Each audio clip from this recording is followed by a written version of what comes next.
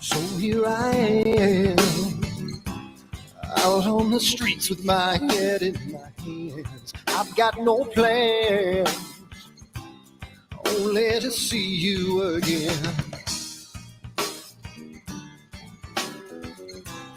Don't get me wrong, sometimes I like being kicked on the ground. I'm not that strong, but then I come to my senses. Yeah,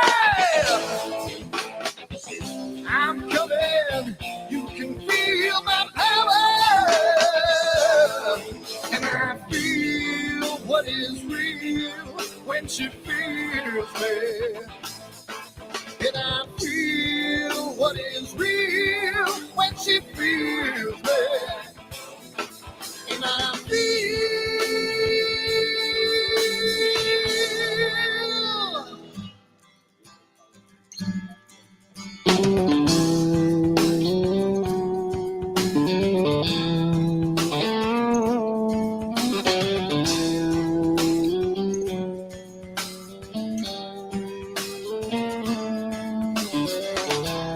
don't be afraid. Don't do that man with the scar on his face. It's a charade. It's just the way you've been living. Yeah! I'm coming. You can feel my power. And I feel what is real when she feels me. And I feel what is real when she feels me. Yeah.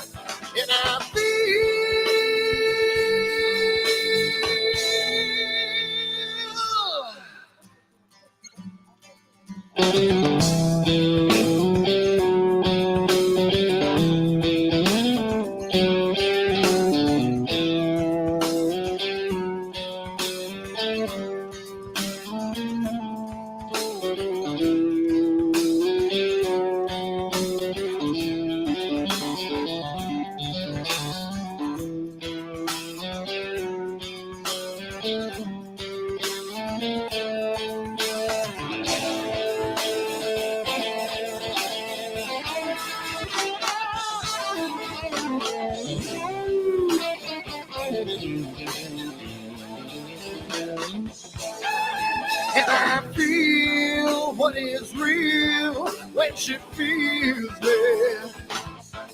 And I feel what is real when she feels me. Yeah.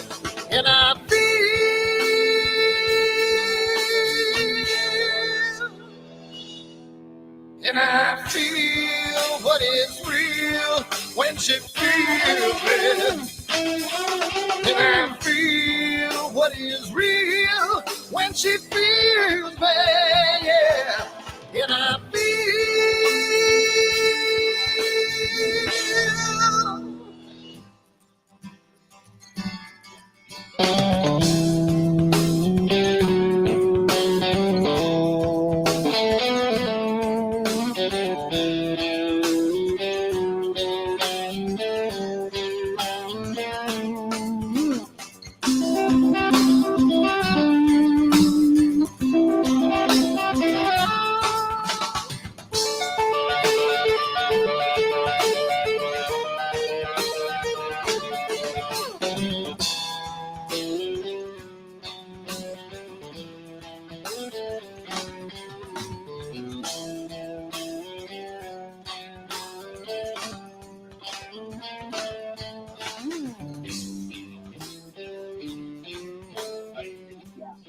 probably realistic enough to know that that's less likely to happen.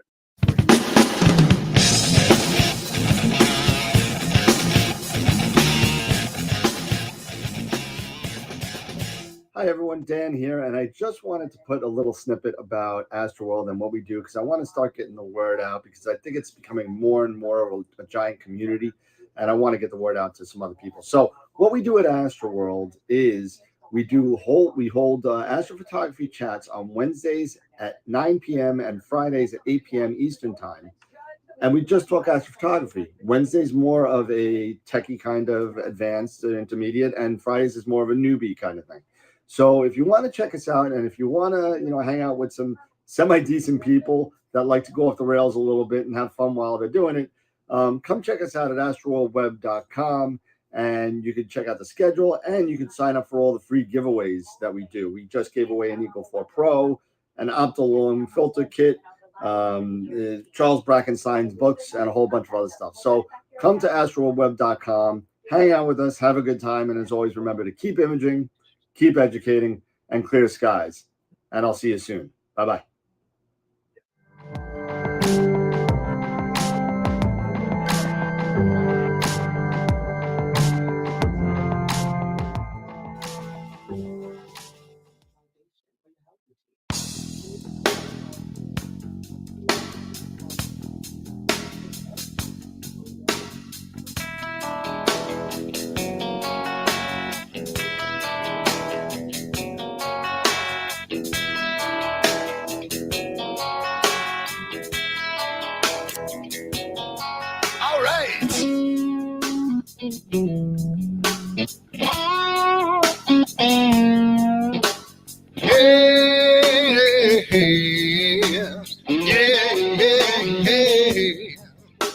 Where did my color go? Got your head in the sand.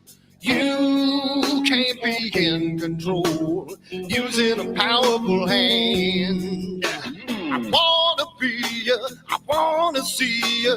Don't taste the kisses of hate. Don't try to tell me, don't try to sell me, don't try to say it's too late. You're gonna push me to the edge, back me in a corner, making me stand in your shoes. Push me to the edge, hide a little color, it's black and white and blue. Black and white and blue, yeah. All right.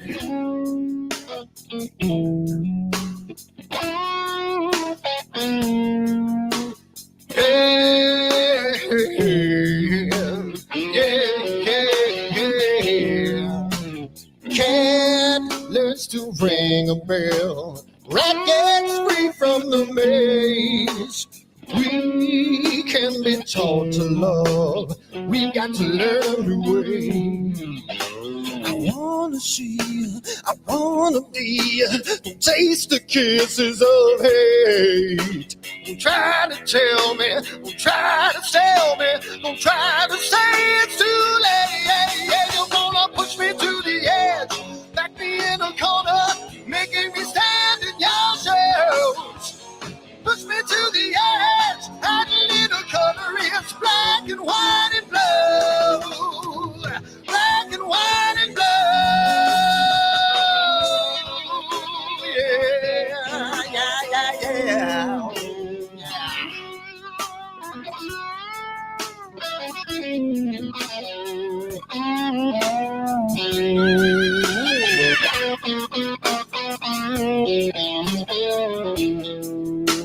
I wanna be, I wanna see, don't taste the kisses of hate. Don't try to tell me, don't try to sell me, don't try to say it's too late.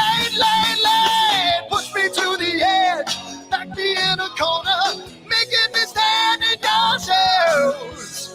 Push me to the edge, add a little color, it's black and white and blue. Yeah, black and white and blue.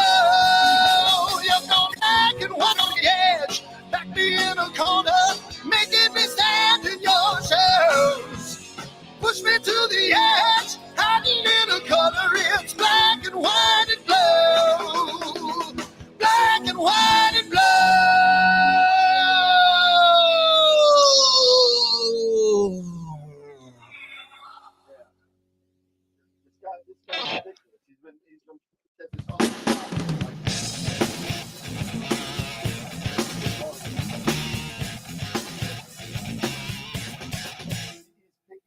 another order on his way.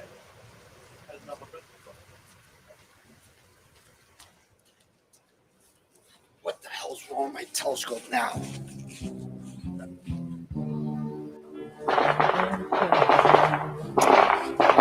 What's wrong with this thing?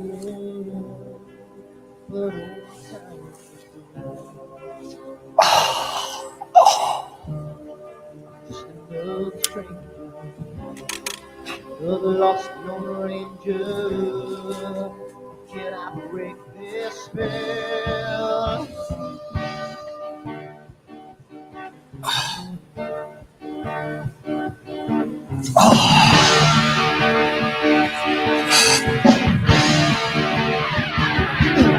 If I do one thing right, do I make two things wrong? If I want that fine line, do I will always take it wrong? If I just do them, I can live from the right. I sleep all day long, and then I'm breathing through the night.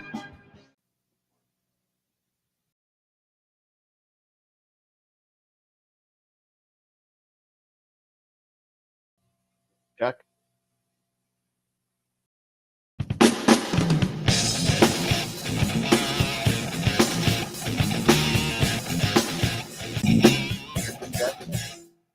I've seen a lot of bankers, and I've seen a lot of cops. I've seen a lot of lawyers pull out all the stops. I've seen a lot of children with their parents in their hands. I felt a lot of women refuse to understand. Well, I don't think I understand why we're making such a fuss.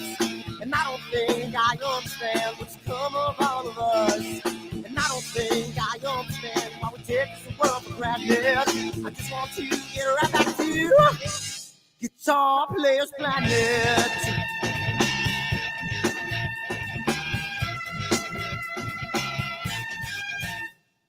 You see it in the papers, you read it every day. The riots and the fires going on in South LA. The muggers and the government, they're all wanting the same thing. They take all your money and whatever else spring. Well, I don't think I understand why we're making such a fuss. And I don't think I understand what's come of all of us. And I don't think I understand why we take this world for granted. I just want to get right back to Guitar Players Planet.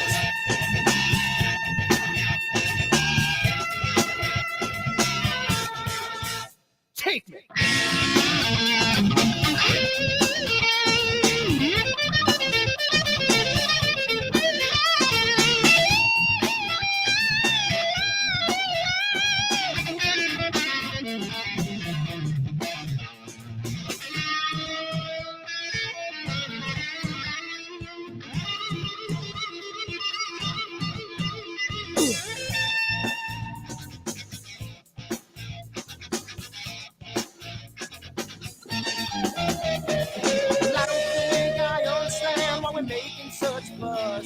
And I don't think I understand what's come of all of us.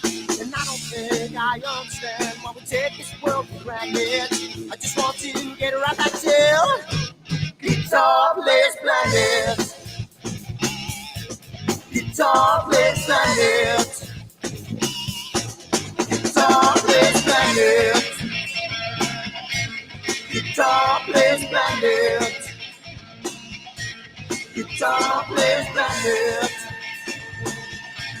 Guitar Players Planet.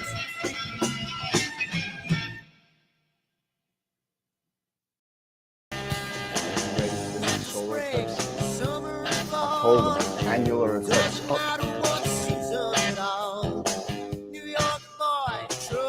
let your glasses go off.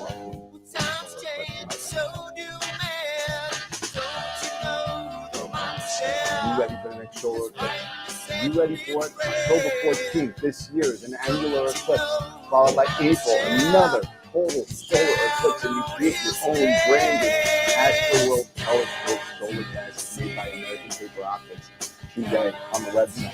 AstroWorldTelescopes.com, or give me a call, 516-273-3771, and we can get you a set of 4 of these for $9.99. Come on down again, AstroWorldTelescopes.com, and keep imaging as long as you don't have a solar shade on. Keep imaging.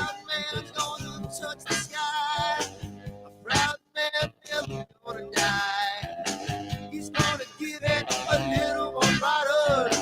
He's finally thrown away the bottle. Don't you know the monster has finally set me free? And don't you know the monster is down on his knees? Can't you see?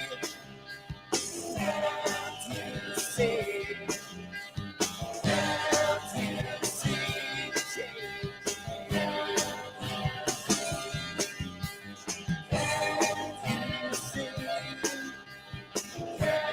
you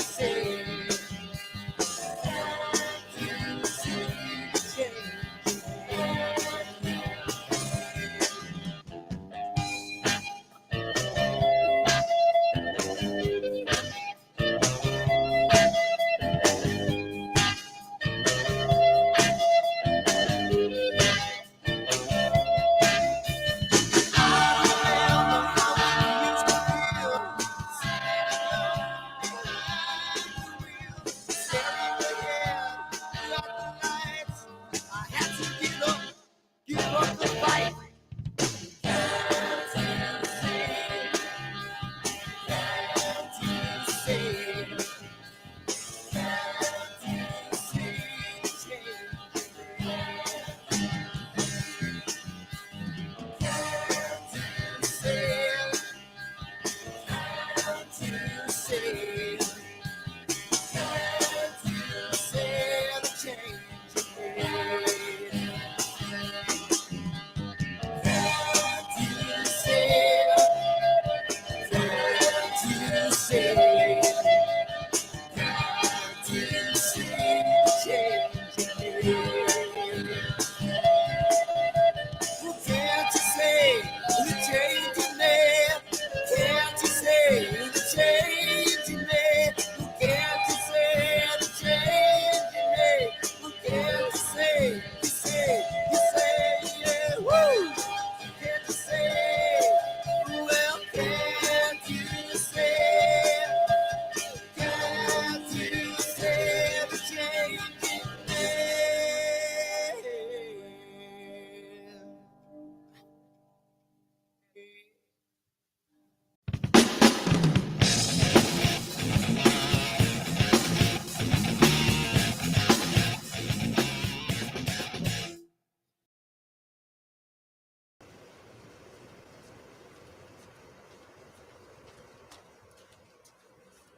What the hell's wrong with my telescope now?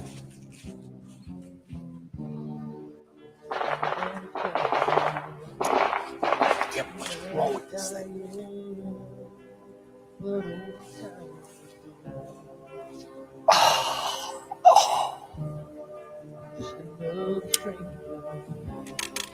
The lost Lone Ranger, can I break this spell?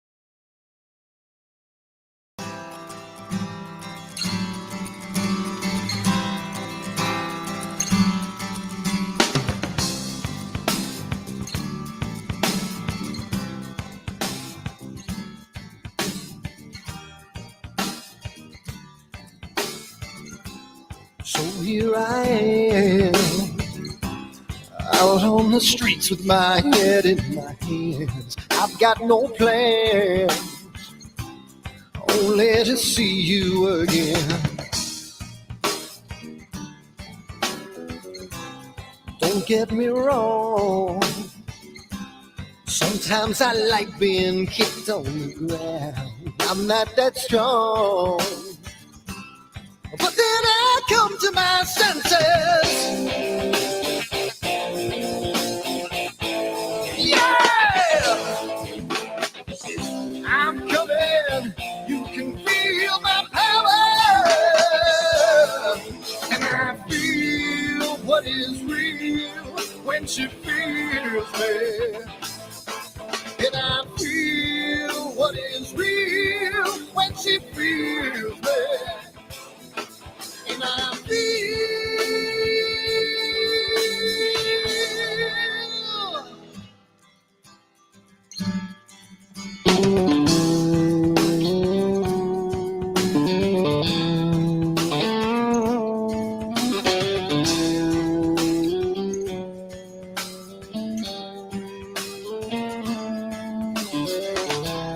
don't be afraid. Don't do that man with the scar on his face. It's a charade. It's just the way you've been living. Yeah! I'm coming. You can feel my power. And I feel what is real when she feels me. And I feel what is real when she feels me. Yeah. And I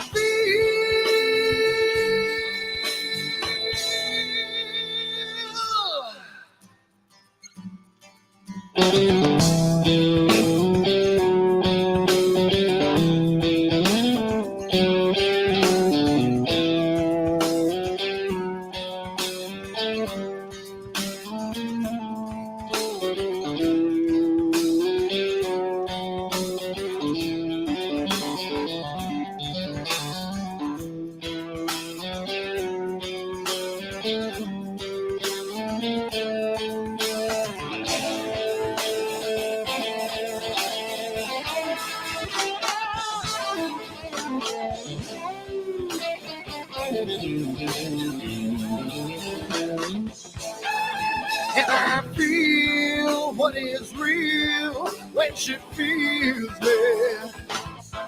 And I feel what is real when she feels me. Yeah.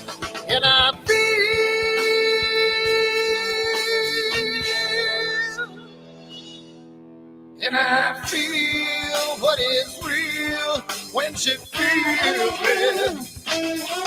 And I feel what is real when she feels me, yeah.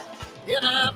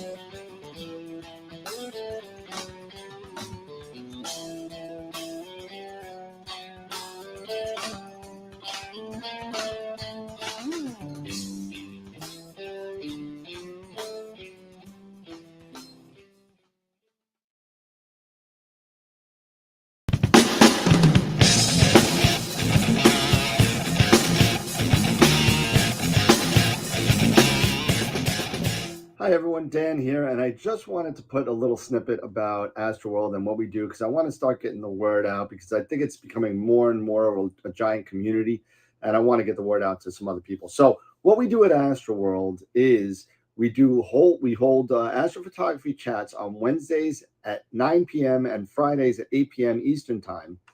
And we just talk astrophotography. Wednesday's more of a techie kind of advanced intermediate, and Fridays, if you while they're doing it, come check us out at astroworldweb.com, and you can check out the schedule, and you can sign up for all the free giveaways that we do. We just gave away an Eagle 4 Pro, an Optolong filter kit, Charles Brackenstein's books, and a whole bunch of other stuff. So come to astroworldweb.com, hang out with us, have a good time, and as always, remember to keep imaging, keep educating, and clear skies. And I'll see you soon. Bye-bye.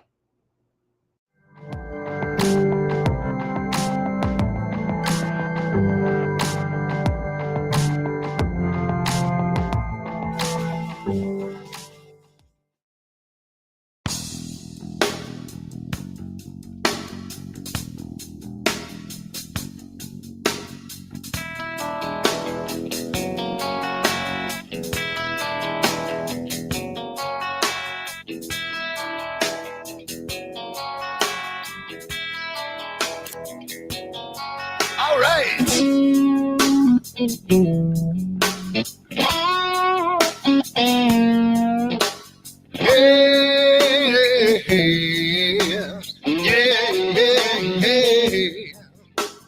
Where did my color go?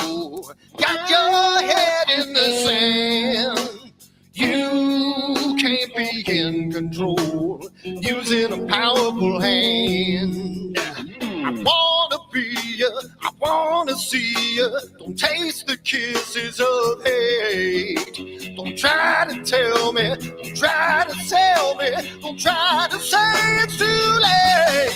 You're gonna push me to the edge, back me in a corner, making me stand in your shoes. Push me to the edge, hide a little color, it's black and white and blue. Black and white and blue, yeah.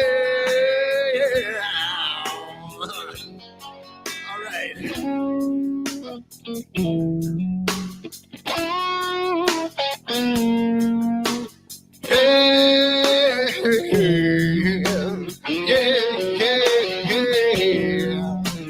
Cat learns to ring a bell. Rat gets free from the maze.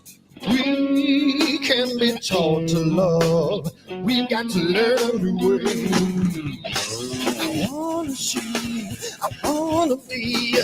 Taste the kisses of hate. I'm trying to.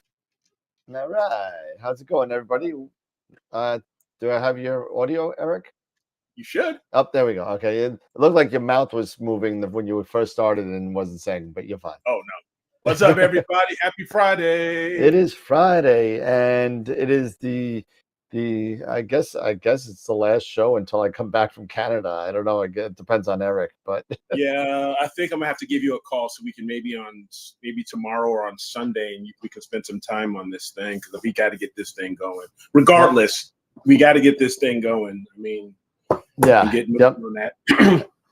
Absolutely. So if we don't have a party this Wednesday and we don't have a show, although just so you know, what I've been doing is, and I don't know if I'm too loud or not. I look like I'm peaking a little bit, but what I did was I chopped up last week's show on the constellations, and I put a 15-minute segment. So all the constellations are going to be in a folder called Constellation Overviews on YouTube, and it's going to go on as content. Only the 15 minutes of that constellation. Nice. So just it's going to be every Saturday night that it's going to go up as just a constellation overview for the weekend, and it'll be on YouTube as a recording. So nice.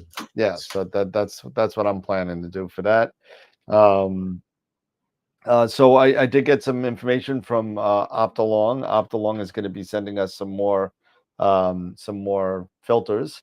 So that's a good thing. Thank you, Optolong. Yep. So they're going to be sending us some more filters, and I'm really trying really hard to get a unexpected speaker at Astropalooza too. So Okay. um, All right.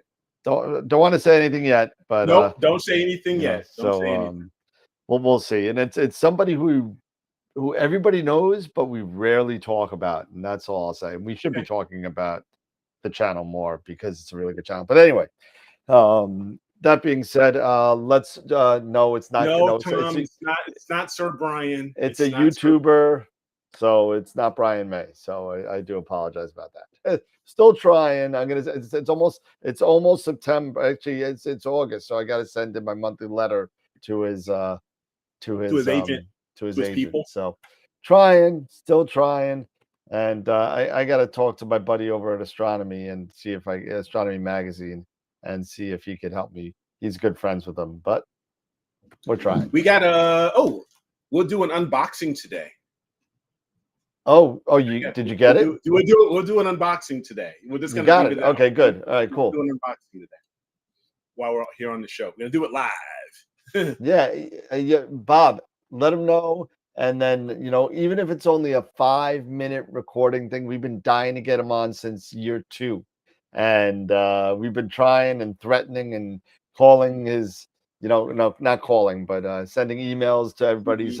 So I kind of stepped off the gas a little bit because I thought I was getting a little annoying to the person. So I had to easily get off, and we'll see. So tonight we're going to be going over Ophiuchus and Aquila, Aquila, depending on where you're from. Yeah. Had a little problem with Aquila. I got to be honest with you. There is not a lot in there for medium-sized telescopes. Not a lot in there. No. No, there's not not one Messier object in there. No, there's not. No, there's not that. But a lot of sharpless stuff is in there. But sharpless stuff to the point of you need 22 to 2500 or more millimeters of focal length to even get what you want to get. Now there's some other stuff in there. There's some, we'll go over that. I found some stuff, but it's it's slim pickings in Aquila. It's slim pickings. So so that being said, let's go over the sponsors real quick. Do that. And we'll do that. And bam. All right. So here we go. So I see one not new person, but a returning person that he said he was back. What was his name again? Charlie Ford. Charlie, hey, welcome back. Welcome back. Thank you for coming and dealing with us for another show. Appreciate that.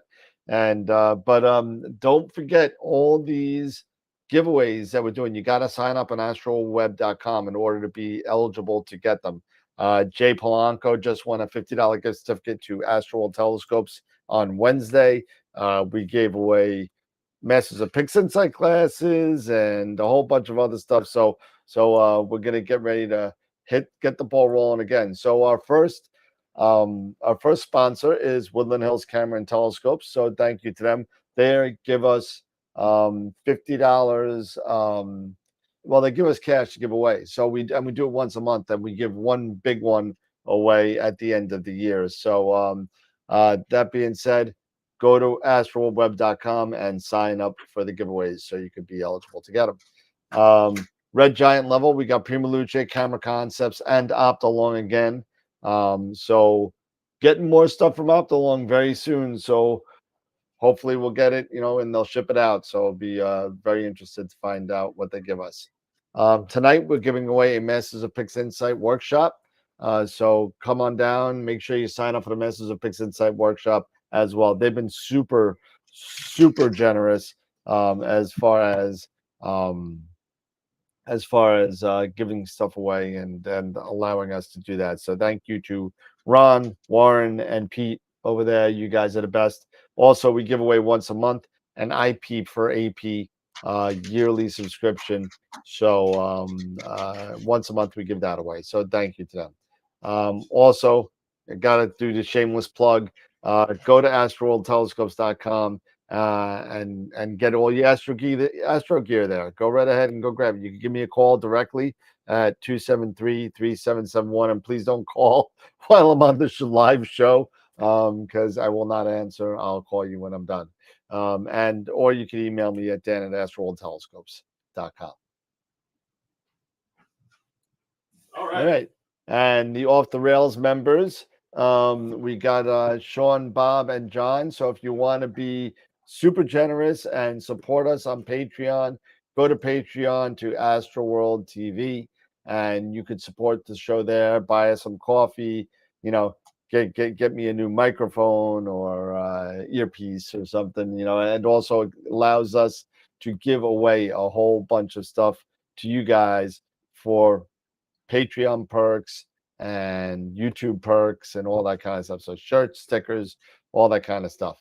It also allows us to purchase our AstroWorld TV table at NEAF as long as the other stuff. So we'll be there again next year, and more news to come about the possible AstroWorld Okie-Tex Festival in 2024.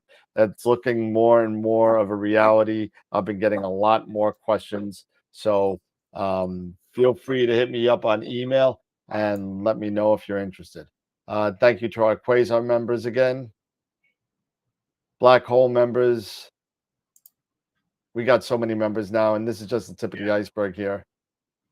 Main sequence members, White Dwarf, and Protostar. So thank you everybody for being the support of everything. It really helps out a lot. And again, if you're so inclined to, please support us again on Patreon and get perks, and you'll be able to see one more thing. And I'm going to throw it on a little bit later as like a comic relief halftime when we go in between our talks tonight. So it's a 35-second video. So to be announced, Helena Cochran will be coming on, trying to lock her down. She wants to do it. She's just going crazy with getting ready to school. She said she's going to do it. So it's going to be fun. We're going to get her on. And as soon as APP 2.0 comes out, Astro Pixel Processors, Mabula Havocomp will be coming on as well. So I'm starting to move the wheels of the guest speakers again.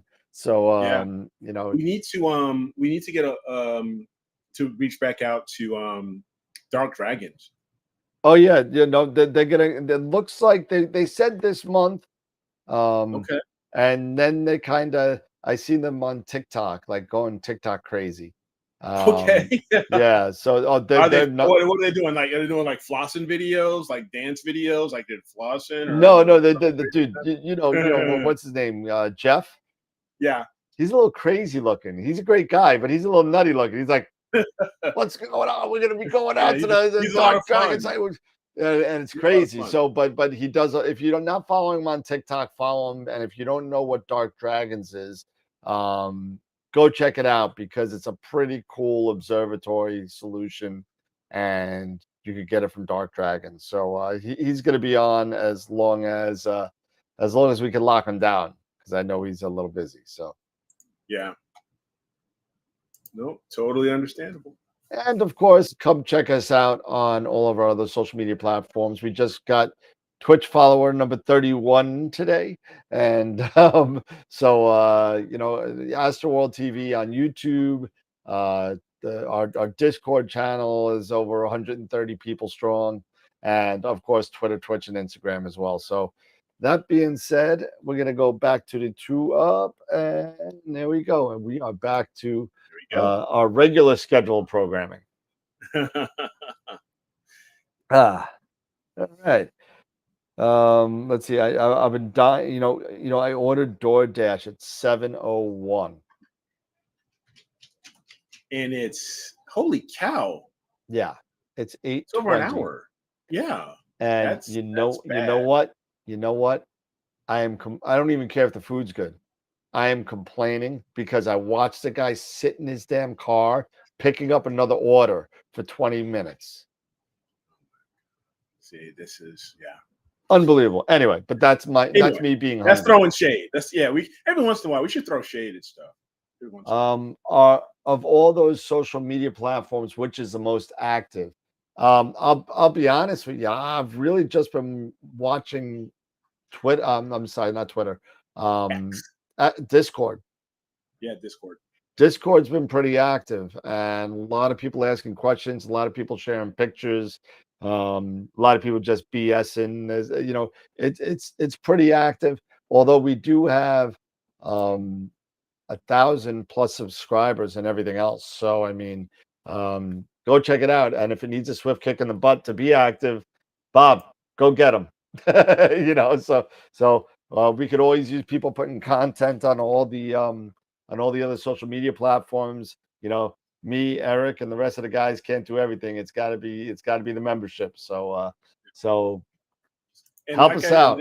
Yeah, and like I said on Wednesday's show, I really want to, and Dan, we'll figure this out, or we'll get whoever is your web page developer to get us another page so we can do a critique, so we can drop critiques, areas so people can post their critiques, and we can do that there right off of AstroWorldWeb.com, as well as because I know we do it on Discord right now, but at least we can also put it there on the actual website, which would be kind of cool too.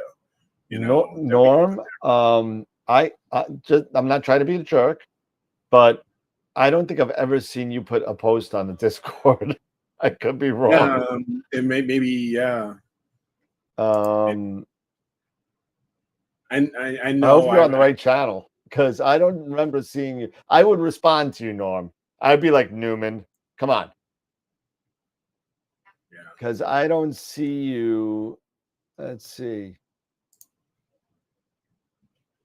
You know what? Send something right now, and I'll see if it pops up, because I don't see you on there. Post something in the beginner's questions. Post something in the beginner's questions. Because yeah, see, Dave even said he doesn't see it, and Dave's on there quite a bit. So just I hope it's AstroWorld's Q&A, and what I'll do is I'll copy and I'll put the right link in there. There you go. And that's the link for the Discord channel. I just saw Captain come across. But let's see if he comes on. Oh, is that you, VitoZilla? Is it?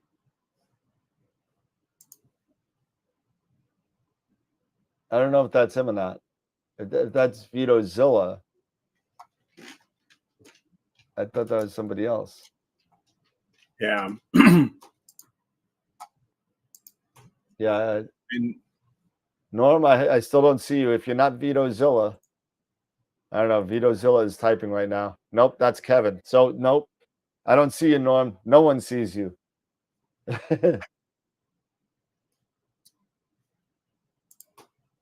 Keep on trying. Yeah. We'll figure it out. Yeah, we'll figure it out. Because I have not seen you. So I put the link on there. Make sure you're on. No, I'm Norm Hughes. Yes, I know.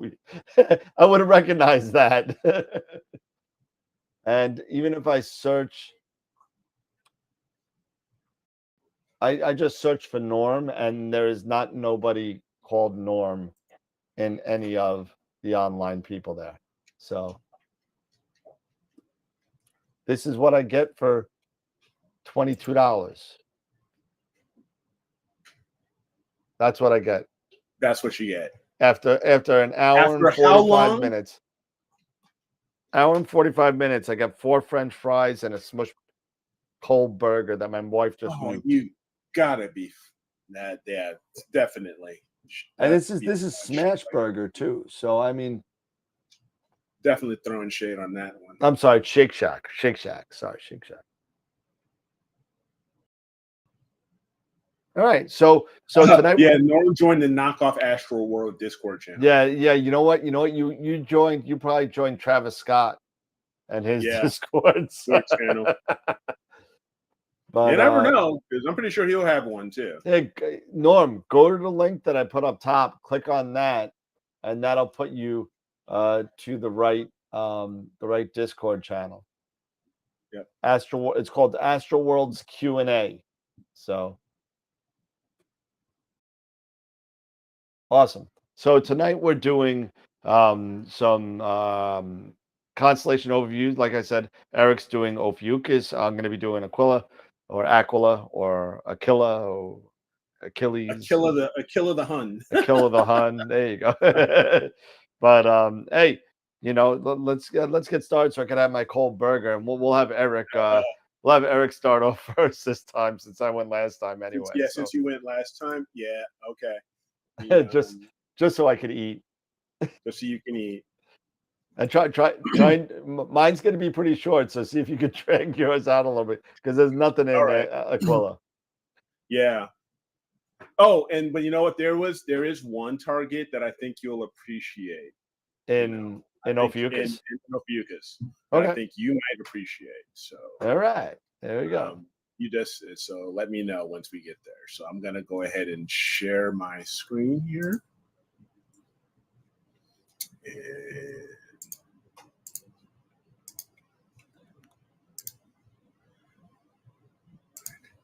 All right, so we're gonna go over Ophiuchus, and this is probably one of my favorite summer constellations. So we're gonna go through a few targets here and go through a little bit of interesting facts and all this other fun stuff. So, all right, so about Ophiuchus, it is located in quadrant 3 of the southern hemisphere. So you see its right ascension there. It's at about 17 hours in right ascension and at 0 degrees in declination. It is a big constellation. It covers 948 degrees of sky area, and is the 11th largest constellation of the 88 in the night sky. And it is an equatorial constellation, which means it does pass over the celestial equator. And it's very cool, that we can be able to take advantage of this constellation, both northern hemisphere and southern hemisphere. It's really, really cool there. And it has 12 named stars. Okay, and they're named the Greek alphabet letters followed by Ophiuchi, and the IAU abbreviation is OPH or OPH. And the brightest star in Ophiuchus is, and I hope I'm pronouncing this right, is Rosselhog, and that is Alpha Ophiuchi with a magnitude just over 2.08, so quite a bright star.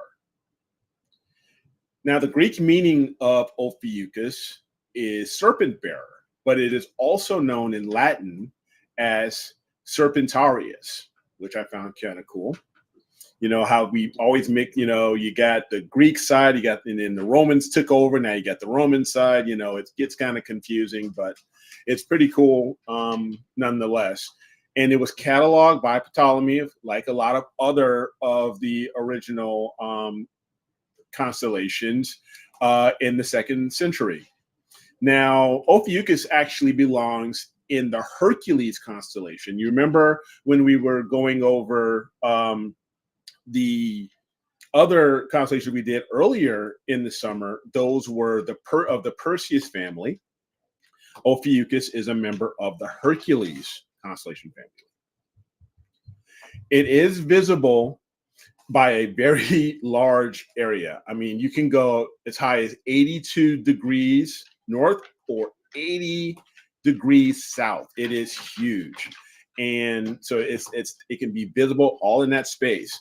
And here in our area, in the northern hemisphere, it can be seen from May until October. But they say the best time to see it is actually this month, is in August. And in the southern hemisphere, it is best seen during the winter.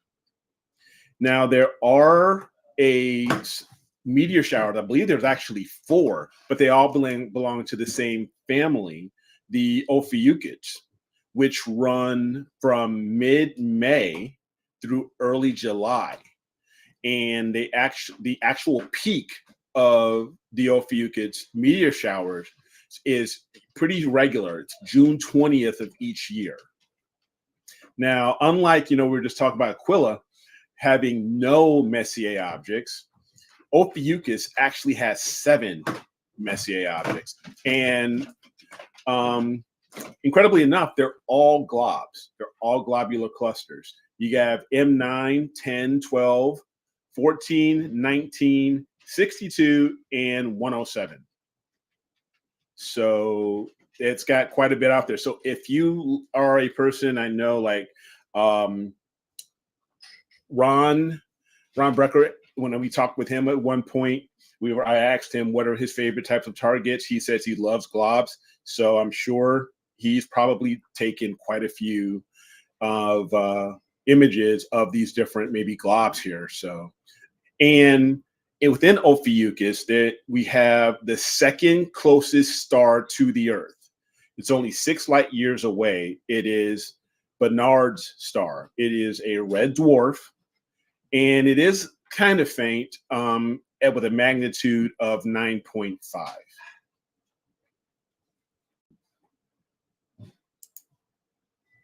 So here is the constellation map. And if you can see here we have Ophiuchus. This is courtesy of Sky and Telescope and the IAU. You have at the very top here, right above Ophiuchus, you have Hercules. And as we mentioned, Ophiuchus is known as a serpent bearer. So you have serpent's kaput right here, which is the head of the serpent. And then serpent's cauda, I hope I'm pronouncing that right, which is towards the back end, toward the tail. And you also have here Scutum, which is a smaller constellation. You have Sagittarius, which I went over last week. And we have the Scorpion, Scorpius, and there are several others around here.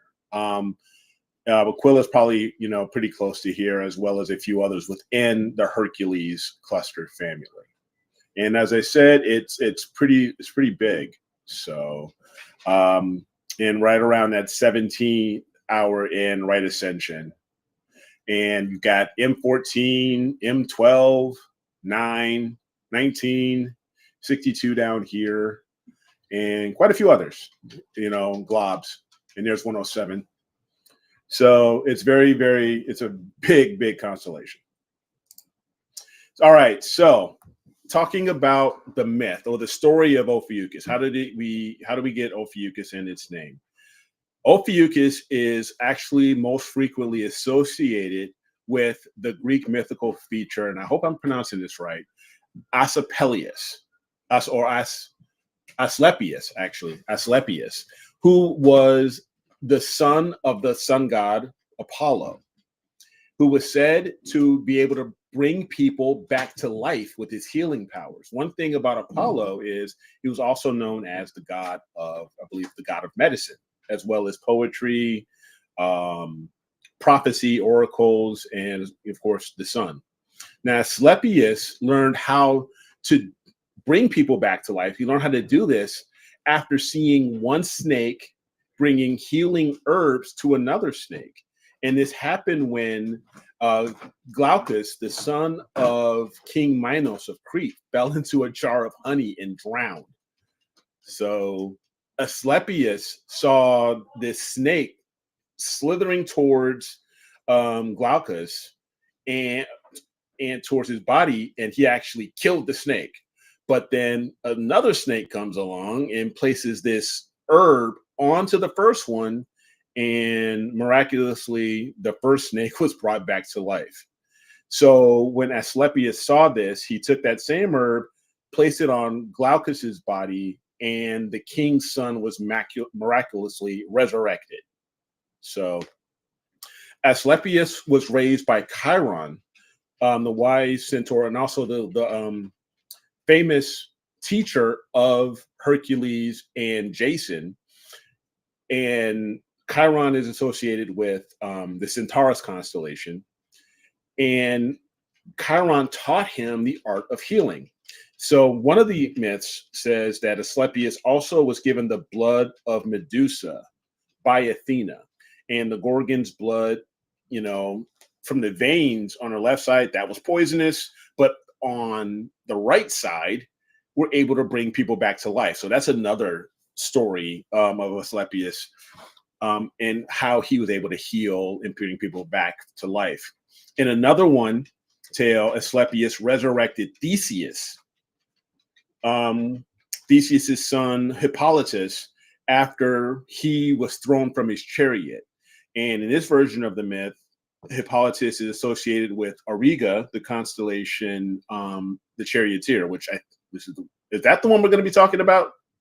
Or are we going over to Aquila? No. Or, yeah, we're going to do Aquila. Dan doing Aquila. Anyway, now what happened to Ophiuchus, or Asclepius rather, is he was struck down by Zeus because he was worried that humans would become immortal with, you know, how Asclepius was around to heal them all the time. And Hades begged Zeus, or came to Zeus saying, hey, there's not enough souls coming into Hades and into the underworld. You know, you got to do something about this. I don't have it. You know, I'm losing power here. I'm losing my domain. So Zeus, you know, listening to Hades complaining, killed Asclepius by throwing down a lightning bolt and killing, you know, Asclepius here. But Apollo was now also upset. So Zeus decided, in order to also appease his son Apollo, he placed Asclepius into the sky, you know, to honor him with, you know, the things he did do as a healer. And basically he became Ophiuchus, or no, you know, the serpent bearer, which was a really cool. That's what I thought was a very interesting story. Yeah, in the beginning of that story, it kind of reminded me of, you know, Darth Plagueis meets Winnie the Pooh. Yeah, because wasn't Plagueis like one who wanted to try to cheat he death. Wanted to cheat death. Yeah. Yep. So very interesting.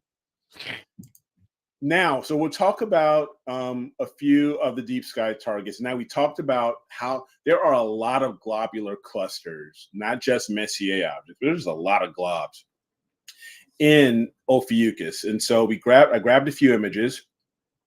Two of them were from NASA, from the Hubble Space Telescope, but I did get one from Manfred Horkel from AstroWorld. So we have Messier 9, 10, and 107, which are all very cool. So if you have maybe a long focal length or mid-size telescope that can grab these glob clusters, if these are things you're interested in, go for it. These RGB and LRGB images.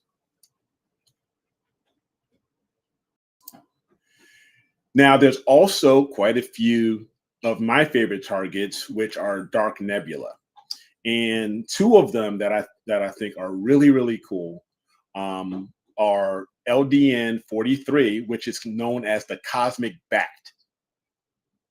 And this one was taken by Steve Bremel, and I pulled this one from AstroWorld. And I can definitely see this as a bat. So that one's, it's almost like Batman, you know. I remember some of the movies when Bruce Wayne finally went to the Batcave, and then you see him, you know, getting swarmed by bats. And so this one was pretty slick. And we have the Snake Nebula, which is Barnard 72. This one I also grabbed from AstroWorld as well. So there's a lot of dark nebulosity in Ophiuchus if you are so inclined to go after that with your telescope. And my favorite is absolutely my favorite summer target. IC 4603, which is the cloud complex, the Rho Ophiuchi cloud complex. And this also includes the bright star of Antares here. And it has also, if I take this, probably this was within my Roken 135 and my and at the time my ASI 294 MC Pro. But you can see a glob here. I believe that was M9, I think here, if I'm not mistaken. I could be wrong. But I just love the different reflective emissions, the dark nebulosity. I believe, and tell me, and correct me if I'm wrong, Dan, is if I had a, like say maybe like even a 75 or a 55 and grab this, I would see even more of this dark nebulosity. And I think they call this what? They call it the river or something like that? So that dark nebula actually streams so much further out there that goes all the way out. It's really out of control. Yeah, it's nuts. And it's so close to, you know, the arm, the visible, you know, the one arm that we can see of the Milky Way, that it's something real. It's something to see. And so if you like all of the different colors of nebula and nebulosity, I mean, you've got the blue, the reds, the yellows, and the dark nebulosity. This is the target that you really want to go after and have some fun with. But I would recommend, if you want to go in close, you can do it just like this, but give it a shot with like maybe a 70 millimeter camera lens, or even a 50, nifty 50, something like that. And then you can really grab a lot of the cloud complex, you know, more of it than just what I have here, which is much closer in. So Dan, this is one, I'm going to show you a target that I found out of AstroBen, and I think I'm going to go after this one too, because it's really cool. But you may appreciate this one. So ready? I'm scared. Here we go. Sharpless 27, and the star Zeta Ophiuchi, which is known. The star is also known as Khan. There you go. There you go. So, Khan! And this was actually a image of the day winner on AstroBen by Atlas Skies, Leon Burks, and Jan Sainty. So congratulations to them. But this is one, if you have maybe 1,000 millimeter, or could be a bit more, you can grab Zeta Ophi, you can grab Khan within Sharpless 27. There's a lot of this is a great H2 region with a lot of dark nebulosity as well. And the way that this streams over, you know, like an eye, or like almost like the head of a bird in a way, you know, with the eye here in the middle. Yeah, I can see that. Sure. Like a crow. Yeah, like a crow or something. I think it's very, very cool. And like I said, you've got a lot of dark nebulosity around here, as well as the H2. So Ophiuchus is definitely one of my favorite summer constellations. So that's it. Did I give you enough time so you can snarf down your cold yeah, no, this was ridiculous. I mean, it was like a snack. I mean, you know, $42, you know, for two burgers and a small fry. Well, I think I got a chocolate shake for later, but okay. we'll see. But yeah, but that's a very, very cool constellation. I enjoy doing these constellations.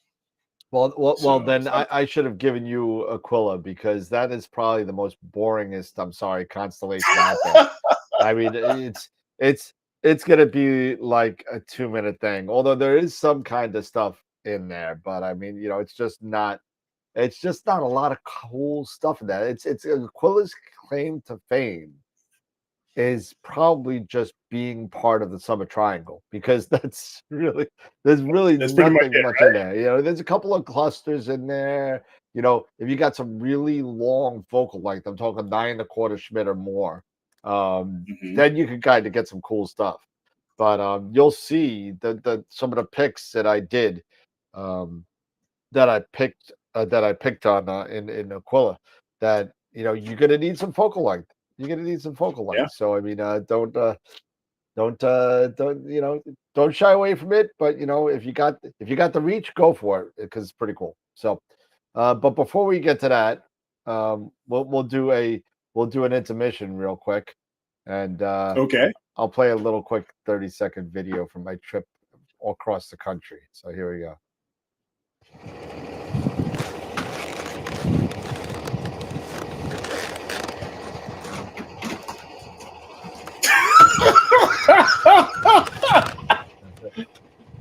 Oh God, yes.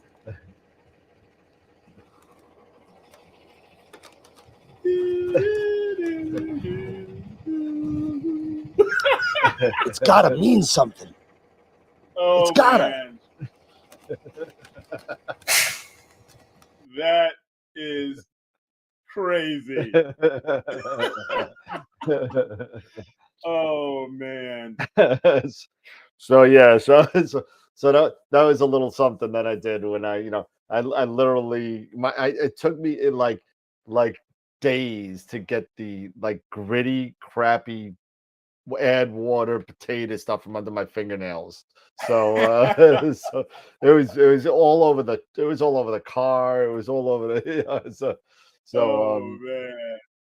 I don't know if you were able to hear it, Eric, but at the end, I said, I didn't. yeah. So at the end, it said, I it's got to mean something, man. It's got to mean something. Yeah. I think Richard Dreyfuss is safe. Hey, give me that Oscar. Yeah. Oh no, I'm pretty sure Jen has already known that he's lost his mind. Well, before all. Oh yeah, she knows. It's no, come on. Anybody that's sitting in a parking lot with a piece of styrofoam and add water mashed potatoes, it's got a problem. Did you was it like a gift shop that you bought those, or you just went to a store and brought those? Oh no, I this was a planned thing. I went to like this place and I tried to find. It took me 3 different places to find just like an add water kind of thing, like these microwave. I've mentioned the food over there. The food over there is just horrible. You can't. I mean, it just goes to show that's in the that. Oh wait, I got a Discord thing from Newman. Oh, Discord from you got something. Discord to Newman. Where did it go? I don't know where he put it. Astro Tutorials. There he is. What's up? Yay! There you go. So you made it, man. You made it. I'm really curious to know where you were this whole time, because it's been months. But I want the title of the chat that you were actually in, and they were probably thinking, "Who is this guy Norm, and what the hell is he talking about?" Yeah.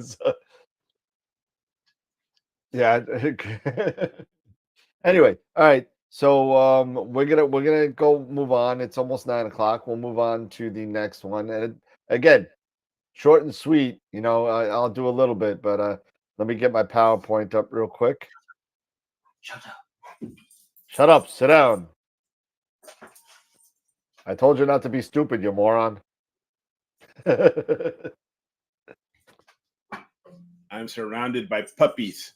Who can tell me what that movie's what that line is from? What that movie is from? I can't remember. I told you not to be stupid, you moron. I'm drawing a blank. Someone will say it. Someone will say it. Yeah, I'm pretty sure. I'll give you another hint. WNBC. Oh God, yes. Private Parts. Yep, there you go. All right, here we go. You ready? Here we go. Aquila. Quick play. There we go. Aquila. All right, we're gonna fly like an eagle to the sea. Come on, here we go. You know it. Yep. Anyway. Yep, I know it, but don't quit your day job. Trust me. That's why I got 4 jobs. So I mean, yes. That's that's why you got the award. That one award. So there you go. Stick with that job. Yeah, I'm gonna try. Yeah, it's pretty hard. Let me see. Where's my other page here? Give me a second. And cool. And did we just lose it? Yeah, we lost it. Hold on a second. Slideshow Lost what? F5 from beginning. What happened? There we go. All right, cool. All right, so fly like an eagle. Do you guys see this? Yeah, you see it. Okay. I see it. I see. Okay. Yep, I see the. All right. So not as intense as Eric's, because Eric is a lot better at making presentations than I am. But Aquila history. Here we go. So a couple things about Aquila. Well, it's Latin for eagle. It's the 22nd largest constellation up in the sky. The eagle is actually portrayed as the actual eagle that held Zeus's thunderbolts. Okay. Okay, so in That's Greek cool. mythology, Aquila is identified, but like I said, that is the eagle that threw the thunderbolts down. And however, he was once dispatched by Zeus to carry Ganymede. Right, so there was this little guy, Ganymede, that Zeus wanted to be his cupbearer. Okay.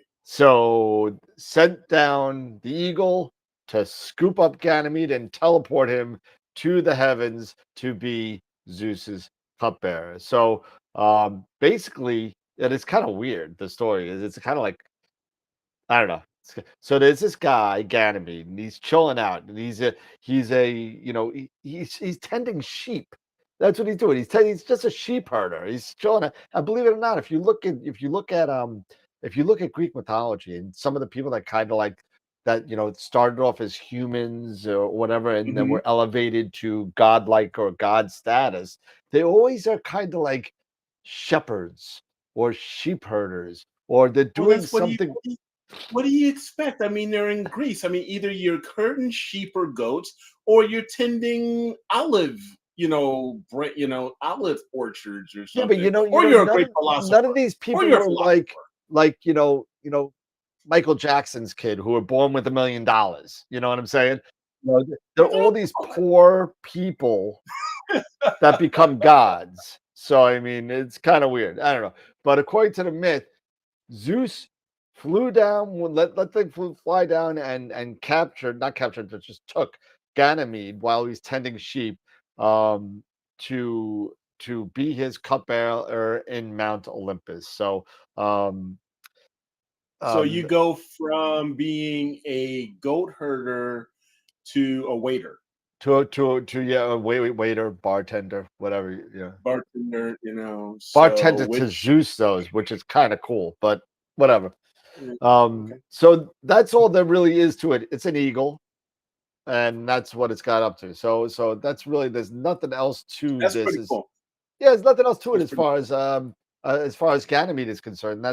There is some other kind of like random stories about it, but but the eagle is also because the eagle is associated with Zeus. Yes, that's pretty much it. So which is kind of funny because you got to remember that Ganymede is also portrayed by the constellation a little bit further to the east called Aquarius. So that's something we'll talk about later on. Yeah. So Aquarius is portrayed by Ganymede, depending on who you listen to. So I don't know. Okay. It's alternative facts. So cheers. There you go.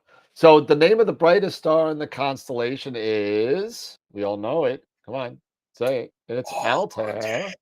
And Altair is derived from the Arabic word, I'm going to butcher this, Al-Nasar Altair. That's how we say it in Brooklyn. I don't know. Which means flying eagle or vulture. And Ptolemy called the star Aetus, Aetus, which is Latin for eagle also, which is pretty cool. And similarly, both Babylonians and Sumerians called Altair the Eagle star. So it was kind of weird how it kind of went across. There was no telephone. There was no there was no internet. There was they weren't even throwing. They weren't even Game of Thrones throwing like pigeons or whatever the hell they said for to send. There's no messenger pigeons, but they all really kind of saw this as an eagle or a vulture, even. So I think it was kind of interesting. Um, one of the things, like I said before, and we spoke about, there is not one Messier object in there. So either Charlie just didn't really like the area of the sky, or there was nothing there that really, garnered his attention. So Charlie was bored with that too. So they Aquila has actually 9 stars in the constellation that have known planets orbiting around those Okay. stars, which is pretty cool, I thought. Yeah. And it's also home to 2 meteor showers. The what was it? The June, the Aquilids, and the Epsilon Aquilids too. And I think that's in November. But so there you go. So that's some history on Aquila. And here's Dan's pick number 1, right? Okay, so pick number 1 is NGC 6709. It's 8675. I'm gonna try 65309. That's not, Eight, that's 6, 7, 5, 3, this is really nice open cluster, and this picture was taken by Kathy Walker, and you're gonna see her, I think, in 2 pictures because she is on Astrobin, and let me tell you something. If you want open cluster images, she's got her colors down. I mean, they're really nice. So definitely check it out on Astrobin. Her name's Kathy Walker. That'll be coming up. So it's an open cluster, like I said. It's also called, I think it's called the Galloping Unicorn, as well. So if you kind of see, it's kind of, here's the horse running, and then there goes across the top. There's the horn, and there's kind of the horse, and there's the legs down here. So I mean, Yep. you kind of see it. I guess I can see it, but it's it takes a little bit of a reach, but Yeah. it's 141 million years old. This cluster, super old. Wow. 3,500 light years away. And this is some science for you now. I didn't know anything. I don't know. Listen, I do the research just like everybody else does with their presentations. And I am not a scientific genius by any terms. As a matter of fact, I'm reading the Wikipedia right on the bottom of this. So just want to make sure everybody knows that I have my limitations and I'm learning just like everybody, but I thought it was really interesting. So there was this guy named Robert Trumpler in the 1930s, right? And he actually figured out a way, or actually came up with, he didn't figure out a way, he came up with classifications for open clusters. And what it consists of, it's a 3-part designation. It's a Roman numeral from 1 to 4, which goes from very little to disparate, kind of like, so if they're spread out, it depends on how dense it is, right? Okay. And then there's a Roman numeral from 1 to 3, which ranges the brightness of the members from small, dim to bright. Okay. And then there's a letter indication, P, M, or R, and that indicates whether it's poor, medium, or rich in stars. So, and if there's any nebulosity, a little bit later on, somebody actually added an N, where you could append the Trumpler class to, let's say, a PM for poor, and it's got some nebulosity. So Gotcha. that's how it works. This is a class 4 to M. Okay, so class 4 is right in the middle. So it's got a good number of stars in there. It's not spread out. They're a little condensed.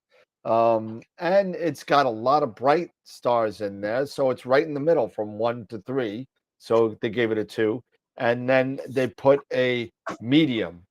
So it's a medium cluster. So just thought that was cool. So, and if you want to know anything more about the Trumple class, feel free to look up Wikipedia. Yeah, I'll have to look that up because I like to see what they think of, like how he classified M45. Yeah. Yep. Something like that. Anyway. All right. Next one is, and you can't see it here. You can't see it. It's NGC 6741. That is really wide open.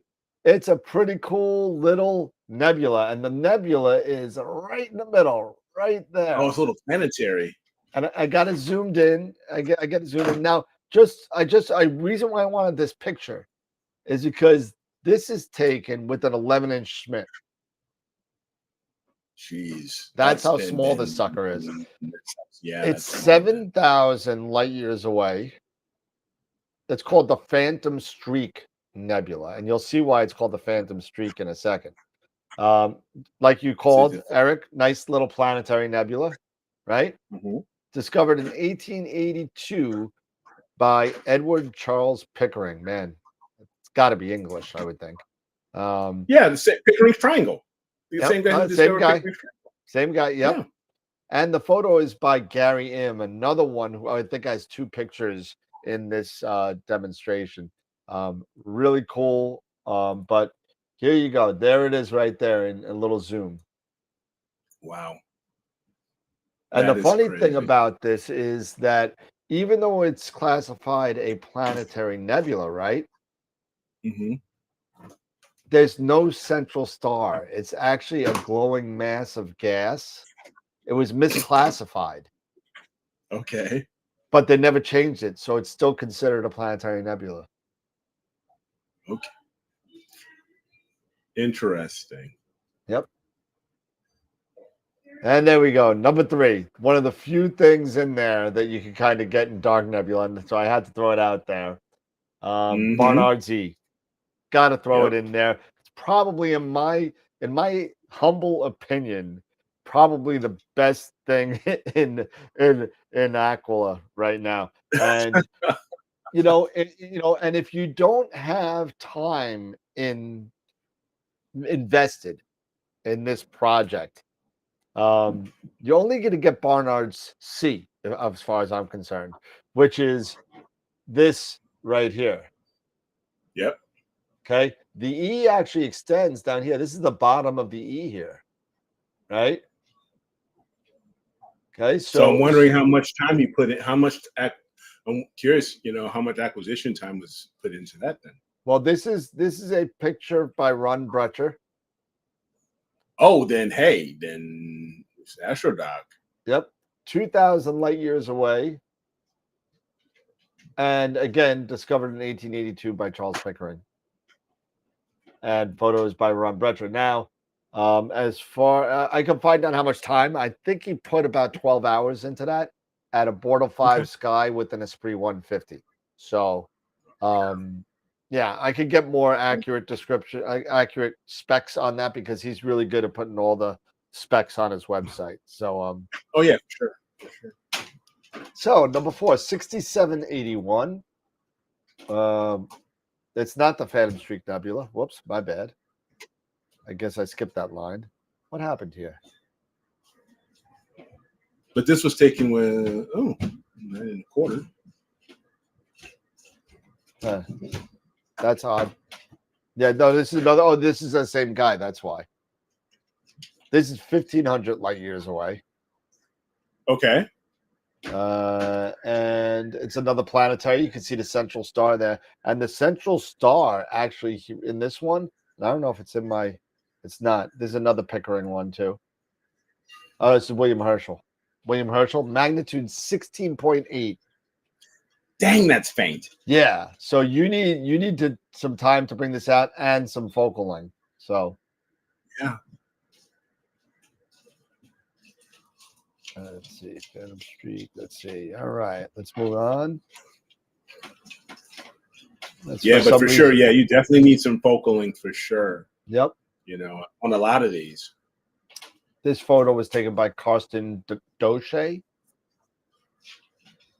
And then a globule cluster. There's a small globule cluster in there, right? This is NGC 6760. Another glob. And this is with 11-inch. Schmidt. So again, it's very small, very lot of focal length. 24.1 thousand light years away. Unbelievable how far away that is. And imagine that light that hit that sensor, how old that light is that hit that sensor, so Gary can create this image and share this image. Unbelievable. It's unbelievable when you really think about all this. And look, and the funny thing is, it's 24,000. Again, depth perception here. We don't know how far, how the individual stars are away, but look at the amount of blue stars there. Yeah. And what does that tell you about the age of the star, right? A lot of youngins. A lot of young stars there, right? So 24.1 thousand light years away, when we still got some young blue stars there. So I think that's pretty interesting. Yeah. So if you think about that, is that an indication of the universe expanding, or who knows? I'm just throwing it out there. That's what I think about when I go home and the television's broke, And then the overlooked pic, and I thought this was kind of cool. This is wow, pretty cool, right? This is called the Son of M76. The Son of M76. Yep. This is NGC. NGC 6778.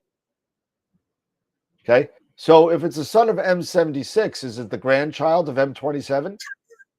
Never know. What big dumbbell, little dumbbell, son of the little dumbbell. I mean, M27's got to be granddad. I don't know. That's just me. Another thing I think about. I love it, Norm. Absolutely. It's better to burn out than to fade away. There can be only one. There can be only one. Stop being a stupid gherkin.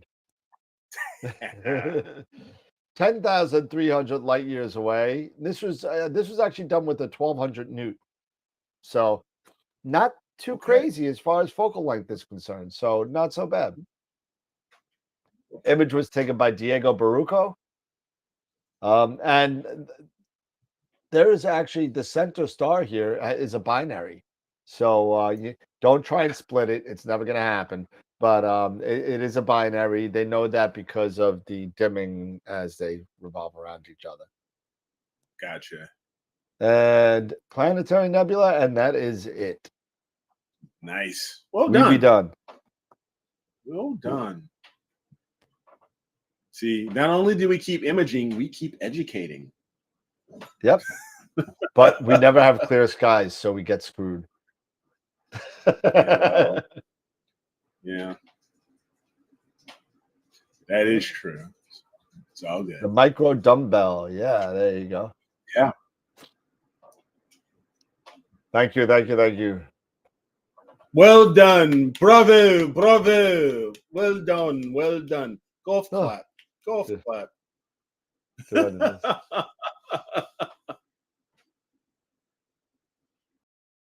Yeah. Narrowband channel's on. Oh, nice. So just want to say on a side note, we're all with you, man. I know we all saw your video about your situation. So we're with you, man. Keep fighting, man. Seriously. Yeah, seriously. Yeah. You got to come hang out with us, and I'll see you at Cherry Springs. We're going up there, so I hope you're there. Yep. Clear skies coming to Utah. Nice. Oh, you want to give the USB cable lesson? I didn't want to embarrass you, Dave.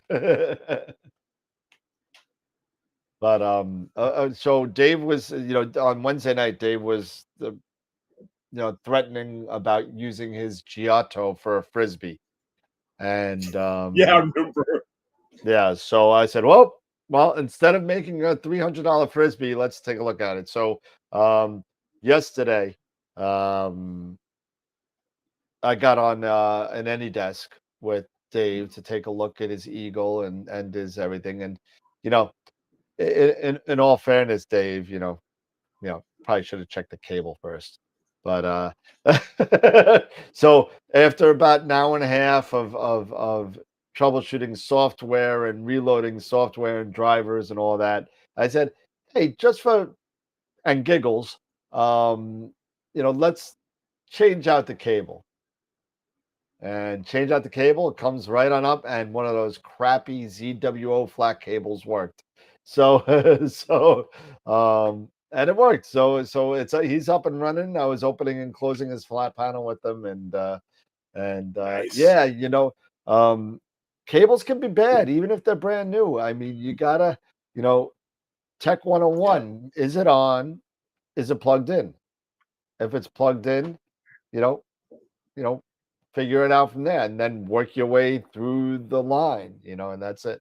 So definitely check out your cables before you do anything else. I mean, I can't tell you how many times I was troubleshooting somebody's computer or something, and they didn't tell me they opened up the case and their video card's just a little bit out, and the monitor never turned on, so they thought the computer was dead. So I mean, always take baby steps when you're dealing with computers. Baby steps, right? Baby steps. That's one of the first things here, Eric, tell me if I'm wrong. The first thing they do when you say, barring power, barring everything, what do you do when you're troubleshooting a computer? You unplug everything from the computer except for the video card and make sure it boots up. Right?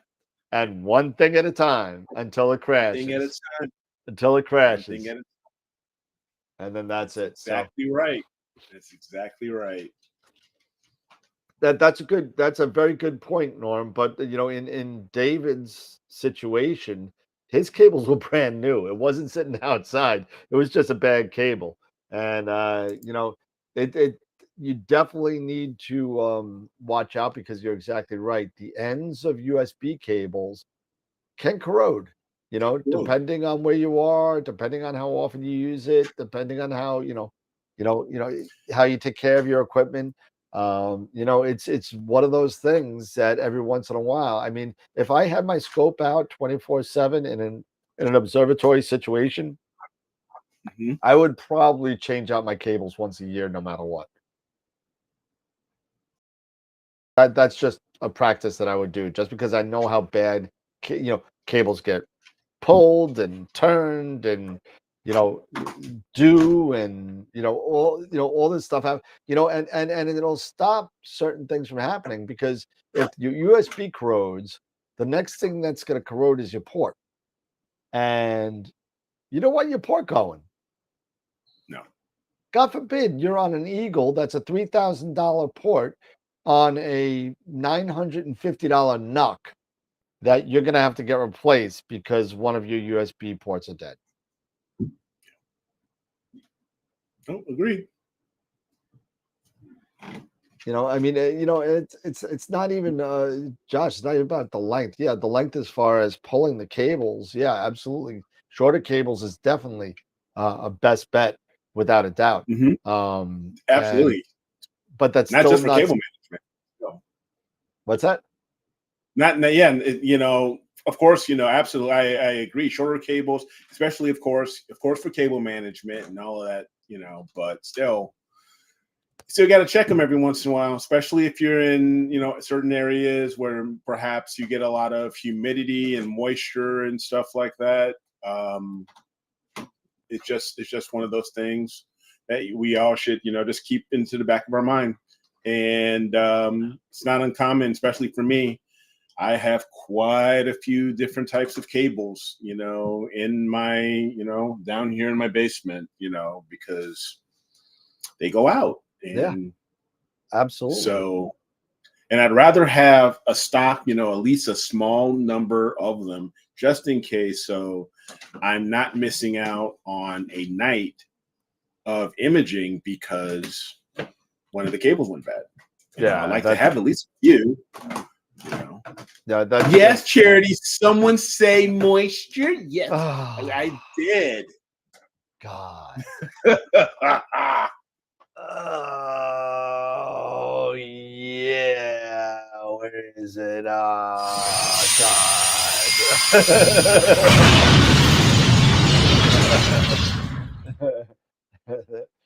It is. You got a question about a new mount, Eric? I mean, No, not yet, not yet. But I did get some good news today, or that the claim is moving forward.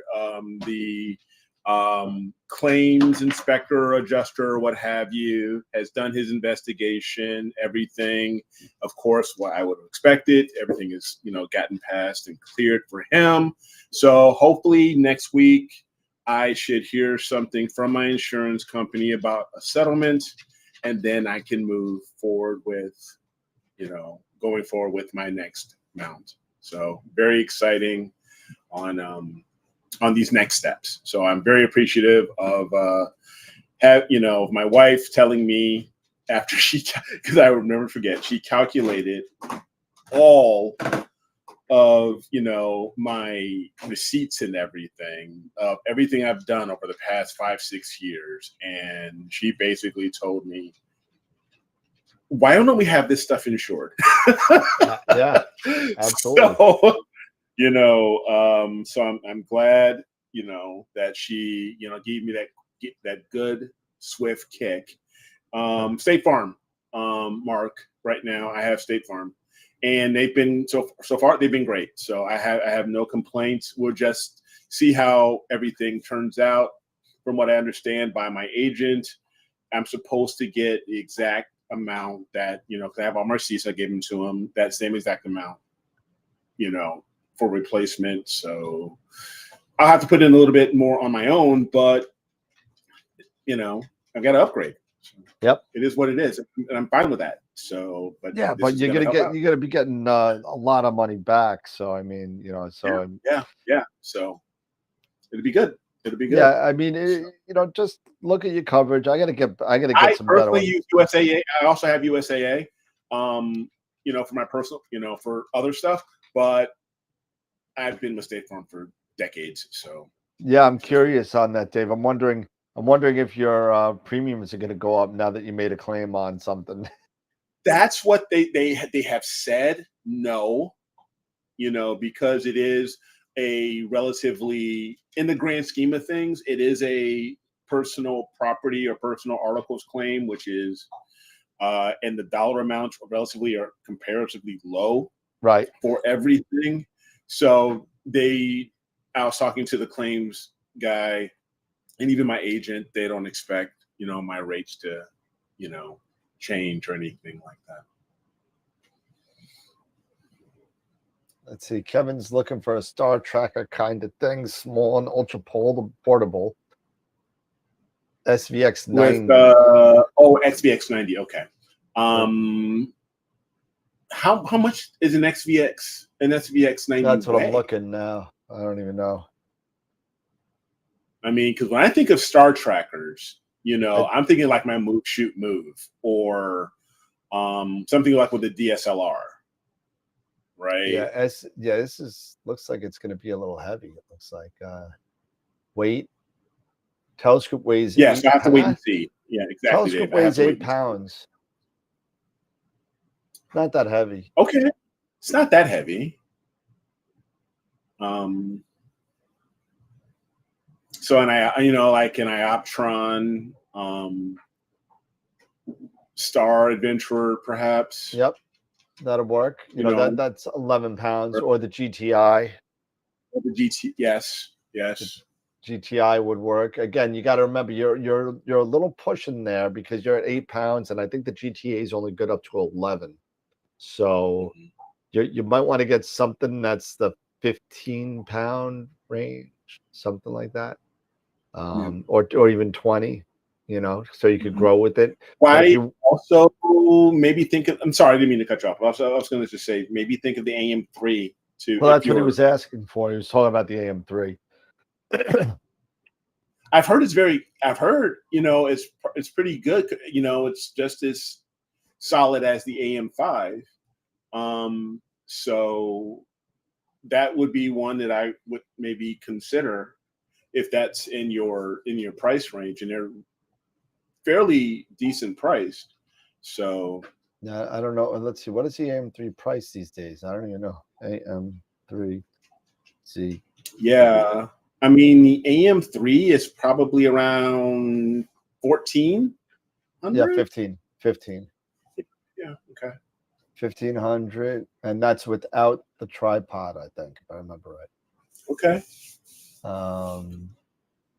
And that holds, what does that hold? Weight capacity is 17.6 without, 28.6 with counterweights. So the AZ there you go. GTI, the newer one, the weight capacity is only 11 pounds. Okay. But it's only $640. So Yeah. You know, depending on what you want to do. You know, that's a difference. Yeah. That's a big, that's a significant difference between the two as far as the cost. You pay basically you will need a counterweight with the GTI. But there are other things. If you want to talk about other mounts, let me know. I'll be happy to talk to you. Yeah. Yeah, it's almost $1,000 less than the AM5. So yeah, you know, it's like $800. Yeah, the counterweight's heavy. You know, I mean, you know. Mm-hmm. So, but sure. but there are other ways. You know, if you're gonna spend $1,500, I mean, if that's in your wheelhouse, you may want to even look at the Ioptron harmonics, which aren't bad. The HEMs or the HAZs. You know, those are really good too. So I mean, super light, super portable. Yeah, and everything's cool. Yep, so for sure. So let's see. So we got a little bit of time. Unboxing. Oh yeah, you got your new toy, right? Who wants to do an unboxing? Does anybody want to do I want to do an unboxing. Who wants to do an unboxing? I'm excited. I got a box here. What's in the box? What's in the box? What's in the box? Oh, I see Prima Luce tape. Yes. So let's take a look. See here. Did I go Eagle? Uh-oh. I've gone Italian. It's awesome. Yeah, Dave, just so you know, on certain of the Ioptron saddle things, I think we spoke about it on the show. Just make sure you get the one with the right saddle that you don't have to take it apart. But they have a lot of different models out there, so just look at that. You got to flip it and turn it around and do a whole bunch of stuff. Let's see here. I'm going through it now. Oh, doing it live. What's in the box? Come on, Dave. Come on, Dave. You're killing it. Let's see. Shut up. Sit down. It's a box full of paper. It's a box in a box in a box. Box in a box in a box. Save that paper, man. That's like gold. Yeah, that's like gold. I wonder how many people have actually gotten this yet here in the States. Well, I've sold 3, including the one to you. So a lot. And you got to see the picture that I got from Tom. He had 35 of them all around, and he said there was only 4 left. Nice. Yeah, so they're going. So, it's so funny. When he sent it to me via UPS, it says Eric Watson, aka Astro Zeus. I love it. So fun. Tom, I love you, man. Awesome. But yes. There it is. Here it is. It's upside down. It's upside down. There it is. It's upside down. No, I'm just kidding. It is. I am moving away. As far as for my Edge 8, this is going to be fun.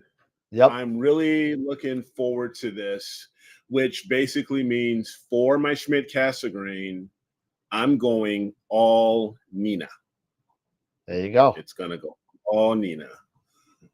So this is going to be a lot of fun to put this on and go through all the steps and figuring it out. And I think it's going to make such a difference with my focusing with the Schmidt-Cassegrain, because with long focal length, with Schmidt, focus is everything when it comes to these Schmidts. You've got to get it locked down. You got to get it nailed. So, and there's something to be said about having a sub-micron focuser. I mean, it's really incredible.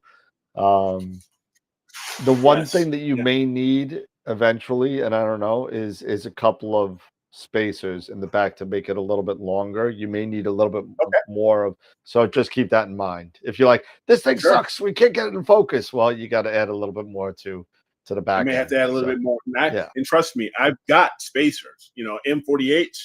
If it takes M48s or anything like that, I've got spacers. But if I need something a little bit different, I'll order them. If I need to go M54 for some reason, it's all good. Cool, man. Congrats, man. Thank you. So I'm looking forward to getting this out. And if I have an opportunity, I still got the AVX here, still got it. So I can still use this to, to do some testing and stuff like that. When does the voting end? At 9:30? Yeah. Don't forget, if you have not voted, 3 minutes left for this week's AstroWorld image of the week. Go to AstroWorldWeb.com and go to image contest and vote for the image of the week for this week. So yes, and that's one of the great things, Dennis. I can lock the mirrors. Yep. I can lock the mirrors now. I can lock them down, which will also help, minimize, in theory, should minimize the amount of collimation, the amount of collimation I have to do. I won't have to do as frequently with the mirror, with the primary locked in. I don't think I'll have to do it as much, which would be really, really cool. Yeah. And like I said, the EAF is great for a scope like the 91 here, or for a refractor. But when you're dealing with long focal length, every little bit becomes more critical. Matters. It's even more critical. You're absolutely right. So, what's the advantage of this over the ZWO EAF? Now, I have the EAF on my edge. The one thing is that you are with a scope. I'm sorry, a focuser such as this. It's what we call a micro focuser in a way, right? The steps are such smaller, and you need that critical focus when it comes to a Schmidt-Cassegrain versus, like, say, with a refractor, or that every little bit, with the Schmidt-Cassegrain can knock off your images, and with this, with an edge Schmidt-Cassegrain, now I can lock the primary mirror in the back, right? And now I have the travel actually of the focuser, not from the rear cell. From the rear cell versus like the stock focuser. So Kevin wants to see the focuser. Great. He said, "Unbox the box." So unbox the box. Unbox the box. Is there that hole there that Tom was talking about? The little pinhole for the camera. A what? A little what? The little pinhole for the camera. That Customs was pegging the hit the box. Yeah. Let's see. Hey, listen, it's the EAF is not a bad focuser, but there's something to It's be not a said bad about. focuser. There's just something. A lot of people use them on Schmitz too. So we're not Yeah. trying to bash the EAF. No. But there's just something to be said for a micro focuser with a smaller step size with no backlash. You ever have that kind of? I mean, and you could compensate for all that with Nino, whatever. You could add backlash steps and to compensate and figure out. But you can do all that stuff. But it's just convenient to have a focuser that doesn't have those issues. Yeah. Okay, so here it is. I'm opening it up, and what do I got here? First off, I've got some info here. Welcome to Primaluce Lab. And it's got a quick guide here and stuff like that. Here, this here. Oh wow! When I saw this at NEAF, and Tom was showing me this, I said, yes. I said yes, absolutely. I was like, oh heck yeah! I was like, this is it. So let's go. Ciao, Bella. So there it is. And it's so another thing with the low profile, especially when it comes to an Edge 8 in particular, you do not have a lot of back focus. Nope. When it comes to an Edge 8. And if you're using the 0.7 reducer, it's even less back focus space. You only have 105 millimeters. If you're using the reducer, and I believe it's 130 or 133 if you're doing it at f10. So having a low profile like this, it's going to allow me to utilize my off-axis guider if I decide to use an off-axis guider, or definitely my filter wheel. It's going to give me that a bit more flexibility and a bit more space. Yeah. That the CCA is still in work, I believe. Yeah, they really showed it off and then really let everybody down by not coming out with it. Yeah. Yeah. So no, I don't plan on taking off the EAF, but having this on here, this is going, because I can use the EAF to, get really good, and then this is gonna definitely, I think, help out and lock it in. Charlie, I have a collimation question with EAF. I went up to focus to get the donut last night and adjusted. I should also go down and check it. Sorry if I don't know all the focus terminology. Yeah. I went up and focus to get the donut right. Yeah. So you want to go to Bright Star, and you want to definitely defocus that star so you can get the airy disc or the donut, because you have the central, the secondary mirror, that obstruction there to give you that.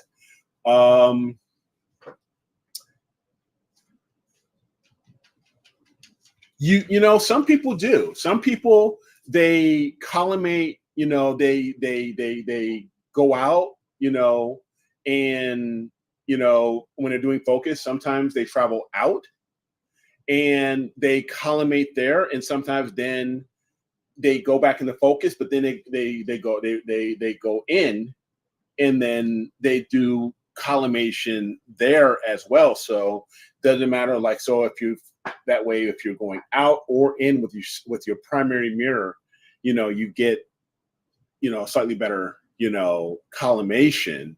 I personally haven't done that. I will just travel out or travel in, just depends, and just get that airy disc. And I think that's really all you really need is once you get that airy disc, because I've watched, like say Dylan O'Donnell, I've watched his videos like crazy on collimation before I even did my own when I used the Tribatanoff mask. And it was he even got a newer one out that he did this year, and it's great. So definitely check out Dylan O'Donnell's video when it comes to collimation. And I don't think he goes either, goes in and then goes out and does it both ways. I think he just went out. Yeah, he just goes. And just when you're doing that also, and especially I want to touch on one thing that you touched on really early, Eric, about the spacing that you need from the focuser. Now you got to remember with Schmitz, if you're using a reducer, now your focuser is going on the reducer, whereas with a refractor, your reducer is going on the focuser, right? So you want to make sure that you got enough back spacing to do that. And when you're doing that, don't forget, especially if you're using it as if the focuser is after the reducer. A lot of people make this mistake with Schmidt classic grains. You want to add as part of your back focus approximately about a little bit of maybe like about 10 or 11 millimeters. So that's halfway of your focus travel, right? So that halfway you're focused. So let's say you got 15 millimeters of back focus, which is a back focus for the Asado, right? Mm-hmm. Add 7.5, start at 7. So at the focuser, add the thickness of the focuser plus half your focus distance. So that plus 7.5 millimeters, because that'll put you in the middle of your draw tube and it'll give you room to focus. Okay. So don't forget to add that in there because that's going to be part of your back focus. Mike, no, there are no good third-party reducers for the Edge 8. It's just the Celestron 0.7. I have not heard or seen of any reducer for the Edge 8 that would compare to that's any good. I haven't even seen or heard of any even on the market. Yep. For the Edge 8, other than the 0.7 Celestron. Yep, that's. I mean, you can get other reducers. You can get third-party market. You can get them from who is it? Starzona. Starzona. That's not the one I'm thinking of, though. The other one too. The German company, Telescope Express. Okay. Makes them. Okay. They make good ones. I've used 3 of their flatteners for my refractor, and it's good quality product. I mean, it's pretty good.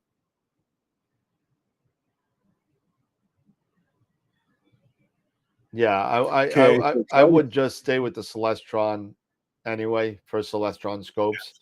That's what I was talking about, Dave. TS Optics. So I mean, just like the Esprit line for refractors, they sell their own flatteners for a reason, because they can test it with their equipment and it's optimized for their equipment. If you're able to get a flattener by the same distributor as I would always suggest that you do that before going another route. That's, there's nothing to say it's anything wrong with, let's say, using a William Optics reducer for an Explorer scientific scope. There's nothing wrong with doing that. It's just usually, and again, I'm using this term very loosely, usually. Pities. Pities. Oh, God. But usually, if you're able to get them from the same manufacturer, that means it was tested with their stuff, so it becomes a little bit more specified for those scopes. And that's no, you know what? I totally forgot about this one. The Lepus. There is another third party. The Optec Lepus. Yep.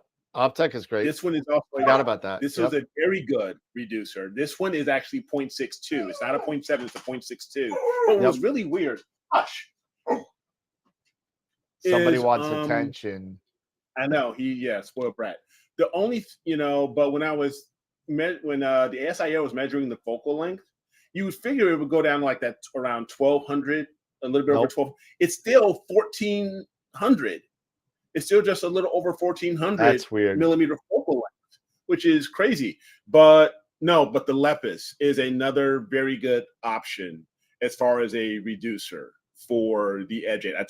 I have it right here in front of me because I have this one because the 7s were, back when I got this, they were on back order like forever. Yeah. So I got this one, to satisfy me until I got the Celestron one. So yeah, but this one right here, and that's from Optech. Well, Charlie, if the backspacing is actually the same. It's the same for. I'm sorry, Charlie's got a question. So if you're turning a collimation screw to the point where it doesn't turn anymore, do not force it. Do not force it. Do not force it. I have had some scopes that are so far out of collimation that I literally had to start from scratch and back all 3 of them out very little to just start to get it close, because somebody cranked down one and the mirror is pointing like to Jersey and the scope is pointing to Alaska. So I mean, you got to sit there and be careful. And when you're doing collimation, you could easily loosen the screws enough where the secondary falls out, or tighten them so much that you shatter the secondary. So you want to be very, very careful with that. And then once you start, if you have the donut, like you were talking about, if you have the donut in the middle, what you want to do, and look at Dylan O'Donnell explains this so great. Dylan O'Donnell has great, yeah. He says, take a pencil or a pen or something like this, and find out which side has the thickest or the thinnest spacing. Right? And then you're going to put one side of the pen on the screw, and the other side you'll see where it's pointing at. And that's the screw that you want to start with adjusting. And then move it back and forth and back and forth. Yes. And here's the key thing. Never, ever touch the center screw. Yes. Yes. And here's the thing. When it comes to collimation, just like Dylan says, and I'll say it again with mine, whatever you do with that one screw, you have to do the exact opposite to the other 2. Yep. And you want to do very small adjustments. I mean, really tiny, like maybe a 16th of a turn, or less. You want to go very small. And because I had this conversation with a gentleman who I was helping out with his Edge 8. Your hand controller, you want to make sure that you have your hand controller ready and you have it on the lowest setting for travel, maybe like 2-speed, 4-speed, very, very tiny, because every time you turn one of those collimation screws, your object is going to shift. And so you want to be able to move it back. So you want to get familiar with which way that star is going based on your hand controller, so you can move it back and then make your next adjustment. Okay, so if I'm doing one screw and I make it, and if I'm going either loosening it or tightening it, then I'm going to go and do the other 2, the opposite one, and then I'm going to recenter that object right back into my frame, so I can take a look at it and see how much I have to do it again. And it's just very tiny pieces, just very tiny. Yeah. Well. You don't need. Narrowband. Really don't need. What? Yeah. Go ahead. You go ahead. You don't really need to collimate or refractor. That's not necessarily true, but refractors require less adjustments than anything. However, if your telescope refractor does need collimation, if you don't know what you're doing, don't. Send it to Skywatcher, send it to Celestron, send it to whoever you got your scope from. Explore Scientific will do it. So just send it back to the manufacturer. Say, hey, listen, this is not collimated. Something is wrong. It needs to be collimated. And many will do it for free. So I would rather have it done by the professional. Most people don't have a laser workbench. and to do a refractor the correct way. So when I was doing it in Camera Concepts, I would send the refractor out because I don't have not the technical know-how, because I do, but I don't have the equipment to actually do it well. So if it's like you can do it, I can put you in touch with someone that could show you how to do it. If you want me to do that, I'll be happy to do that for you. But I would not do it myself, to be honest with you, not unless you're sure you know what you're doing. Okay. Also, I'm grabbing my Schmidt stuff here. So Charlie, one thing I would recommend, you don't have to, but also if you go to my channel, Astro with Eric, I do have a video on collimating my Schmidt. I was using my 8SC that I had at the time, but its principle is still the same with this guy, which is a Tribatanoff mask. Okay, it is a focusing mask, but also when it comes to Schmidt's, it is a collimation aid.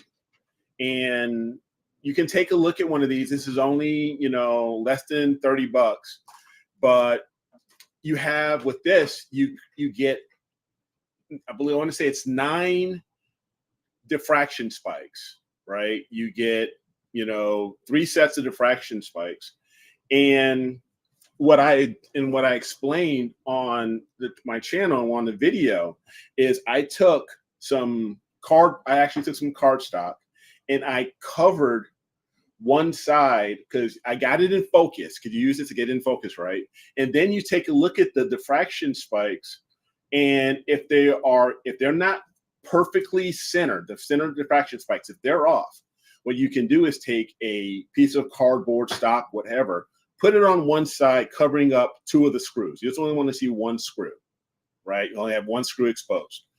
It'll show you which diffraction spike is associated, because whatever one's still visible, that is whatever spikes are still visible, that's the screw that's associated with that set of spikes. And then all you do is, now you know which set of spikes that is. You do the same thing, loosen and unloosen, and just watch that one tighten first or loosen, and then you do the opposite for the other 2, and you want to get that one in the center. You get that one dead on, and then you look at the others. And as you're doing this and you're looking at these diffraction spikes, because now you'll eventually get all 3 sets of diffraction spikes. You'll get the center ones lined up perfectly, and in theory, and then you're collimated. And then boom, you're done. Yep. So I mean, collimation on a Schmidt is, once you get it down, it's pretty easy. It's a piece of cake. Yes, it is. It is. You just got to get it. It sounds to me, Charlie, and Eric is more of a Schmidt user than I am, but it sounds to me that you are way out of collimation if you got one that's yanked down and 2 that won't move. So another thing you can do, Charlie, is, and I've got quite a few collimation aids. And I do like this one. This is becoming my favorite collimation aid, which is the OCal. You can only get them now maybe off of AliExpress, which is out of China, because this is a Chinese, and it's a camera that you would put on your rear cell, and you would use light. You can do, and this is what you can do this indoors, and then you can take a look. You go to their website for the OCal, and you can follow what they're doing, because they use this for Newtonians or any other reflector, pretty much. And this has been great for me. So I know there are quite a few other imagers and YouTubers that have used the OCal with their Schmidts, and this is awesome. Yeah, hey Mark, it's not a bad idea for me to do a video on this guy, because these are really cool. And it's worked out for me so far. It took a while, because I think, Dan, I let you borrow this. Yep. And you were working with it. It took a little bit for you to get it nailed, and get the process down. But when you said once you really got everything locked in with this, the biggest really good. The biggest thing to make sure that, and if you work through the software with that, the biggest thing you want to really spend a lot of time with is they actually make you outline all the shadows and mirror edges of your imaging train. So you really want to kind of zoom in and make sure everything's centered and touching the sides and all that kind of stuff. So it's actually a pretty cool little piece of machinery. You could collimate during the day, and then at night you tweak it. And sometimes you may not even have to. I mean, I got it down to the point where I actually screwed it up on purpose, and then I did it again with the OCal, and I went back outside and I took a look at it. And if I had to turn the screw maybe a 16th of a turn or an eighth of a turn, it really wasn't that big of a difference. So it is a really cool thing. I think it's like under $300 for that OCal.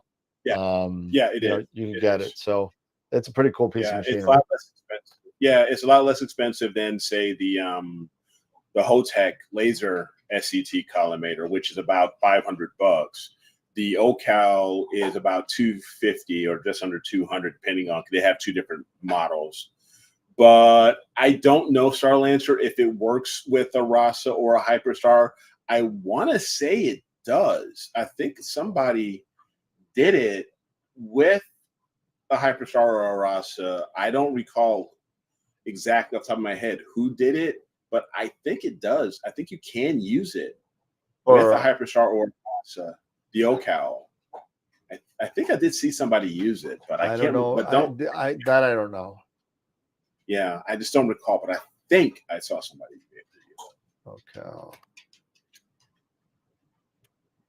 One thing you want to be very careful with, Charlie, is when you're removing that secondary mirror, is how you have everything situated, because you don't want that mirror.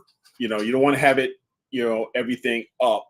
Vertical, because you do not want to risk the secondary slipping and falling onto your primary.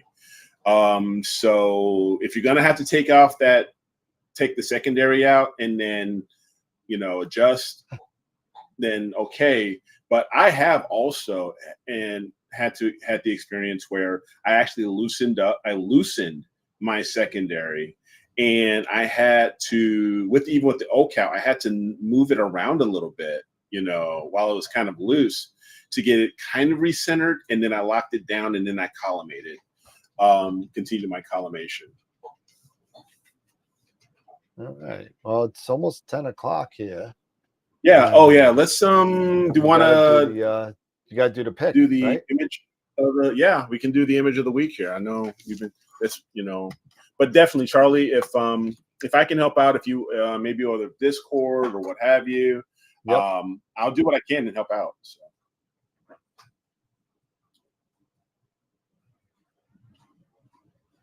But yeah, consider the OCal. I mean, it's not for the cost, it's not a bad investment. Less than $200. Okay, so let me go to here. Let me share my screen here, and let's take a look at image of the week and see who we got. I know, right, Chris? Will we have another tie? Oh my God! I hope not. If we have another tie, Eric's fired. It's crazy. All right. So AstroWorldWeb.com, and we go here to image contest. All right. So, we had a tie last week, with congrats to Mark and Jason. And here our entries were Dark Nebula, LDN 935 by Abraham Jones. And we had M20, the Trifid Nebula by Greg Meyer. So we only had two entries for this week, and we have 23 votes. So I don't think we have a tie. Nope. So I don't think we can. I don't think we can have a tie. So let's take a look see here, and All right. let's go to you sign in here. Oh yeah, here we go. All right, so we go to all polls. All right, so with 23 votes total, All right, what do we got? the winner is Abraham Jones, 60%, 14 votes. Congratulations, Abraham. Well done. So now you move on to the for image of the month. So, but great participation. Appreciate that. But definitely, let's see if we can get even more participation on voting and everything. But congratulations there, Abraham, for your image LDN 935. So well done. Very, very cool. Congratulations to Abe. Abe actually is a prior winner. He did. Yeah. He had Abe's M42, if I remember right. He had an M42 in there. Yes. Yeah. M42. Yep. And he's also, believe it or not, a two-time APOD winner. Yeah. Wow. I'm still, I haven't gotten there yet myself, but you know what? I also haven't sent in a lot to NASA, into the APOD. So you can't win if you don't play. So. Yep. Let's see. But yes, definitely. Congratulations to both. Great images. Tomorrow at 8:01 the new window, there will have the new entry and the new folder will be set up. I will do that, get things set up this evening, so that could be ready to roll tomorrow. Because I think I've got everything down pretty much now, so I'm happy about that. As far as I'm getting things down to a science, so it's pretty cool. I'm doing Yep. 0630.4. I just had to do a great deck. It's funny because certain things like narrowband channels trying to do Barnard 150, but it's not coming up, and there's no real other designation except for an LDN designation for it, and there's really nothing else. So sometimes you have to just do an RAN deck in there and do it that way. At least that'll get you close.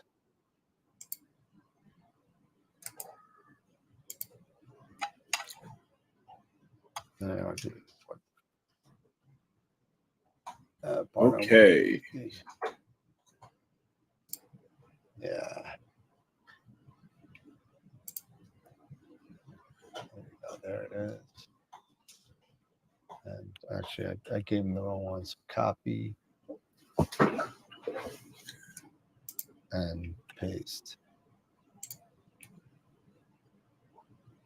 Oh, thanks, Chris. Yeah, I've been working on it and trying to get better at it. So appreciate the feedback, man. Appreciate that. Yeah. So depending on if we ever get our stuff together, Thanks, appreciate it. Let's see. Right now, if we don't get our stuff together, our next show is probably going to be the 25th, 2 weeks from tonight, because that's when I'll be back. Okay. But like I said, I would try to work with you on Sunday. We'll set some time. I'll reach out to you on Sunday. I think what might even be better if we just do a Zoom. Yeah. You know what I mean? Do a Zoom and then forward it to the YouTube channel. Okay. We'll just hit I'm fine with either way. Or even I don't think we could get this in 2 days. You know what I mean? It's a lot of stuff to do. Yeah, no.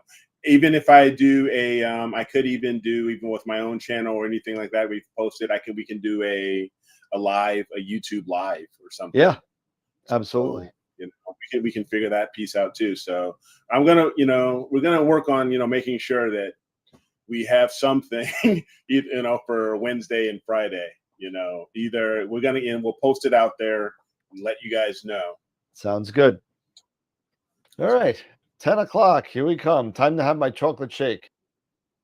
And all right, cool. So nice job on that. Hey Dan, have a great time in the Great White North to get a lot of great. I'm hoping, man. I really am, because I'm kind of bummed out about getting 88 minutes of data in Nebraska, the whole thing. Hoping to get a lot more. So I want to get some more on the seahorse, and I want to do the snake. So that's where I'm at right now. So I think I'm going to be doing that, and just do Dark Nebula, because I can't get that stuff from Portal 8 Long Island. So yep, it's going to be great. It's good. Yeah. That's all, with all the clouds, Jay, with all the clouds that were up there in that area, I threw out a lot, unfortunately. I'm going to try to do some live stuff, but I'll definitely be doing some live stuff from, even if it's only a couple of minutes, live on location from the house of Ron Breacher, the Masters of Pics Insight, and live from the house of Sean Nielsen. So we'll definitely be doing that. Unfortunately, I heard that the Wi-Fi in at Starfest is very spotty at best. So we may be out of luck. I'll just have to take some videos. So all right. Well, and Eric's going to his first star party when? Yeah, it is in October. So the Illinois Dark Sky Star Party. You're gonna be cold. Dress warm, man. It's going to be October. Well, we'll see, because it's early October. It's like the weekend of October 12th. You got to remember, usually star parties are in mountainous areas, and it's probably about going to be 20 degrees cooler than it is in your normal city places. Yeah, because I'm actually going to be in downstate Illinois, near Springfield, and it's nothing but like cornfields and stuff like that. So not really mountainous, a lot of cornfields, things like that. But take a look at the historical lows for your area, because listen, good call. Trust me, I know. On my first star party, I was not a happy camper. I went there in like shorts and like whatever, sneakers. My feet were soaked. I was freezing. God. I mean, it was bad. So go there with boots, go there with bug spray, go there, with all that kind of stuff too. So I'm telling you, one good thing is, mountains in Illinois. Yeah, sorry, you know what I'm saying, valleys or whatever. Yeah. But one good thing is that I'm going to take my wife and I are going. I'm taking the camper. I have a camper, so I'm gonna hitch up the camper to my pickup, and we're going there with a full hookup site. So we'll have heat and all of that stuff, and indoor plumbing, so glamping or whatever you want to call it, and stuff like that. So hopefully we'll be all good. I just hope we have some decent weather, because I think we're going to be around, be new moon time frame. So yeah, well, they better be new moon at a star party. Jeez, I know. I know. So matter of fact, this is new moon week next week. Yep.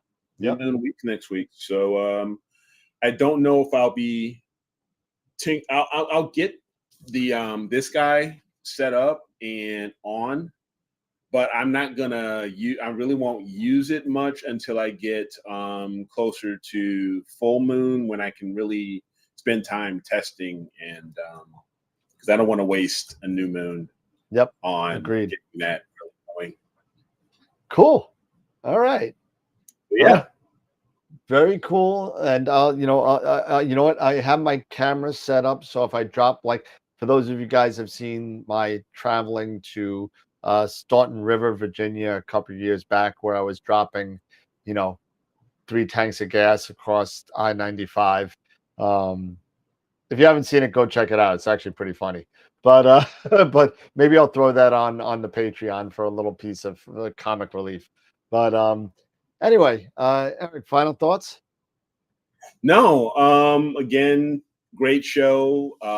Love doing these constellation presentations.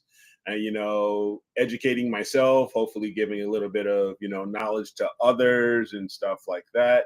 Yeah, definitely go and check out the Puricids or Pericids meteor shower. I think it's that. Is that this now? Is Perseus is this the Perseus week? meteor? Yeah, it's this week. It's tomorrow. If tomorrow. so get out there if you're in some nice area. Check out. It's not the Pleiades. It's the Perseids. If the Pleiades were a meteor shower, we'd be in trouble. We'll be in trouble. 45's coming right at me. Just don't look up. Be fine. Yeah, I know, right? But yeah, it was great, and definitely, like Charlie, if you have questions, I'll be more than happy to answer them. Maybe post them on Discord or what have you, and I will try to answer them when I can. But just forgive me if I don't get to you immediately, because I've got I got real life stuff. My son's home for a while that I haven't seen in like almost since Christmas, so it's going to be spending some time with my boy. Nice. But anyway, if you have some questions, I'll be more than happy to answer them and see what I can do to help out. Awesome. Cool, man. All right. So hopefully somebody will see somebody on Wednesday and Friday and Wednesday, because I'll be away. I'm driving up to Canada early Wednesday morning, and then driving up 9 hours to Ron's house in Canada. Okay. So that being said, that's all I got. So nice job, Eric, on your presentation. Thanks, bud. Really cool. And we'll see each other next time, I guess, so we'll see each other in a little bit. And then don't forget, I got the dates for the McDonald's conference in Chicago is the last week in September. So okay. Perfect. So I'll be up there to hang out with you again. This time we're gonna get a steak dinner. There you go. We're gonna get Harry Carey's and get a couple steaks. There you go. We'll figure out a night, and we'll go to Harry Carey's. My treat. So there you go. Bring the wife. Because it's right there in the hotel. Yeah, for sure. Awesome. All right, everybody. Have a good night. We'll see you. You might see Eric. You might see us when we come back. You'll definitely see something going on. If we have to put old shows up to kind of fill up the air, we will do that. So everybody have a great weekend. Enjoy the Perseids tomorrow night, as long as you have clear skies, and take care. All right. And remember, as always, keep imaging, keep educating, and clear skies. And we'll see you later, guys. Have a nice night. Have a great weekend, everybody. Bye.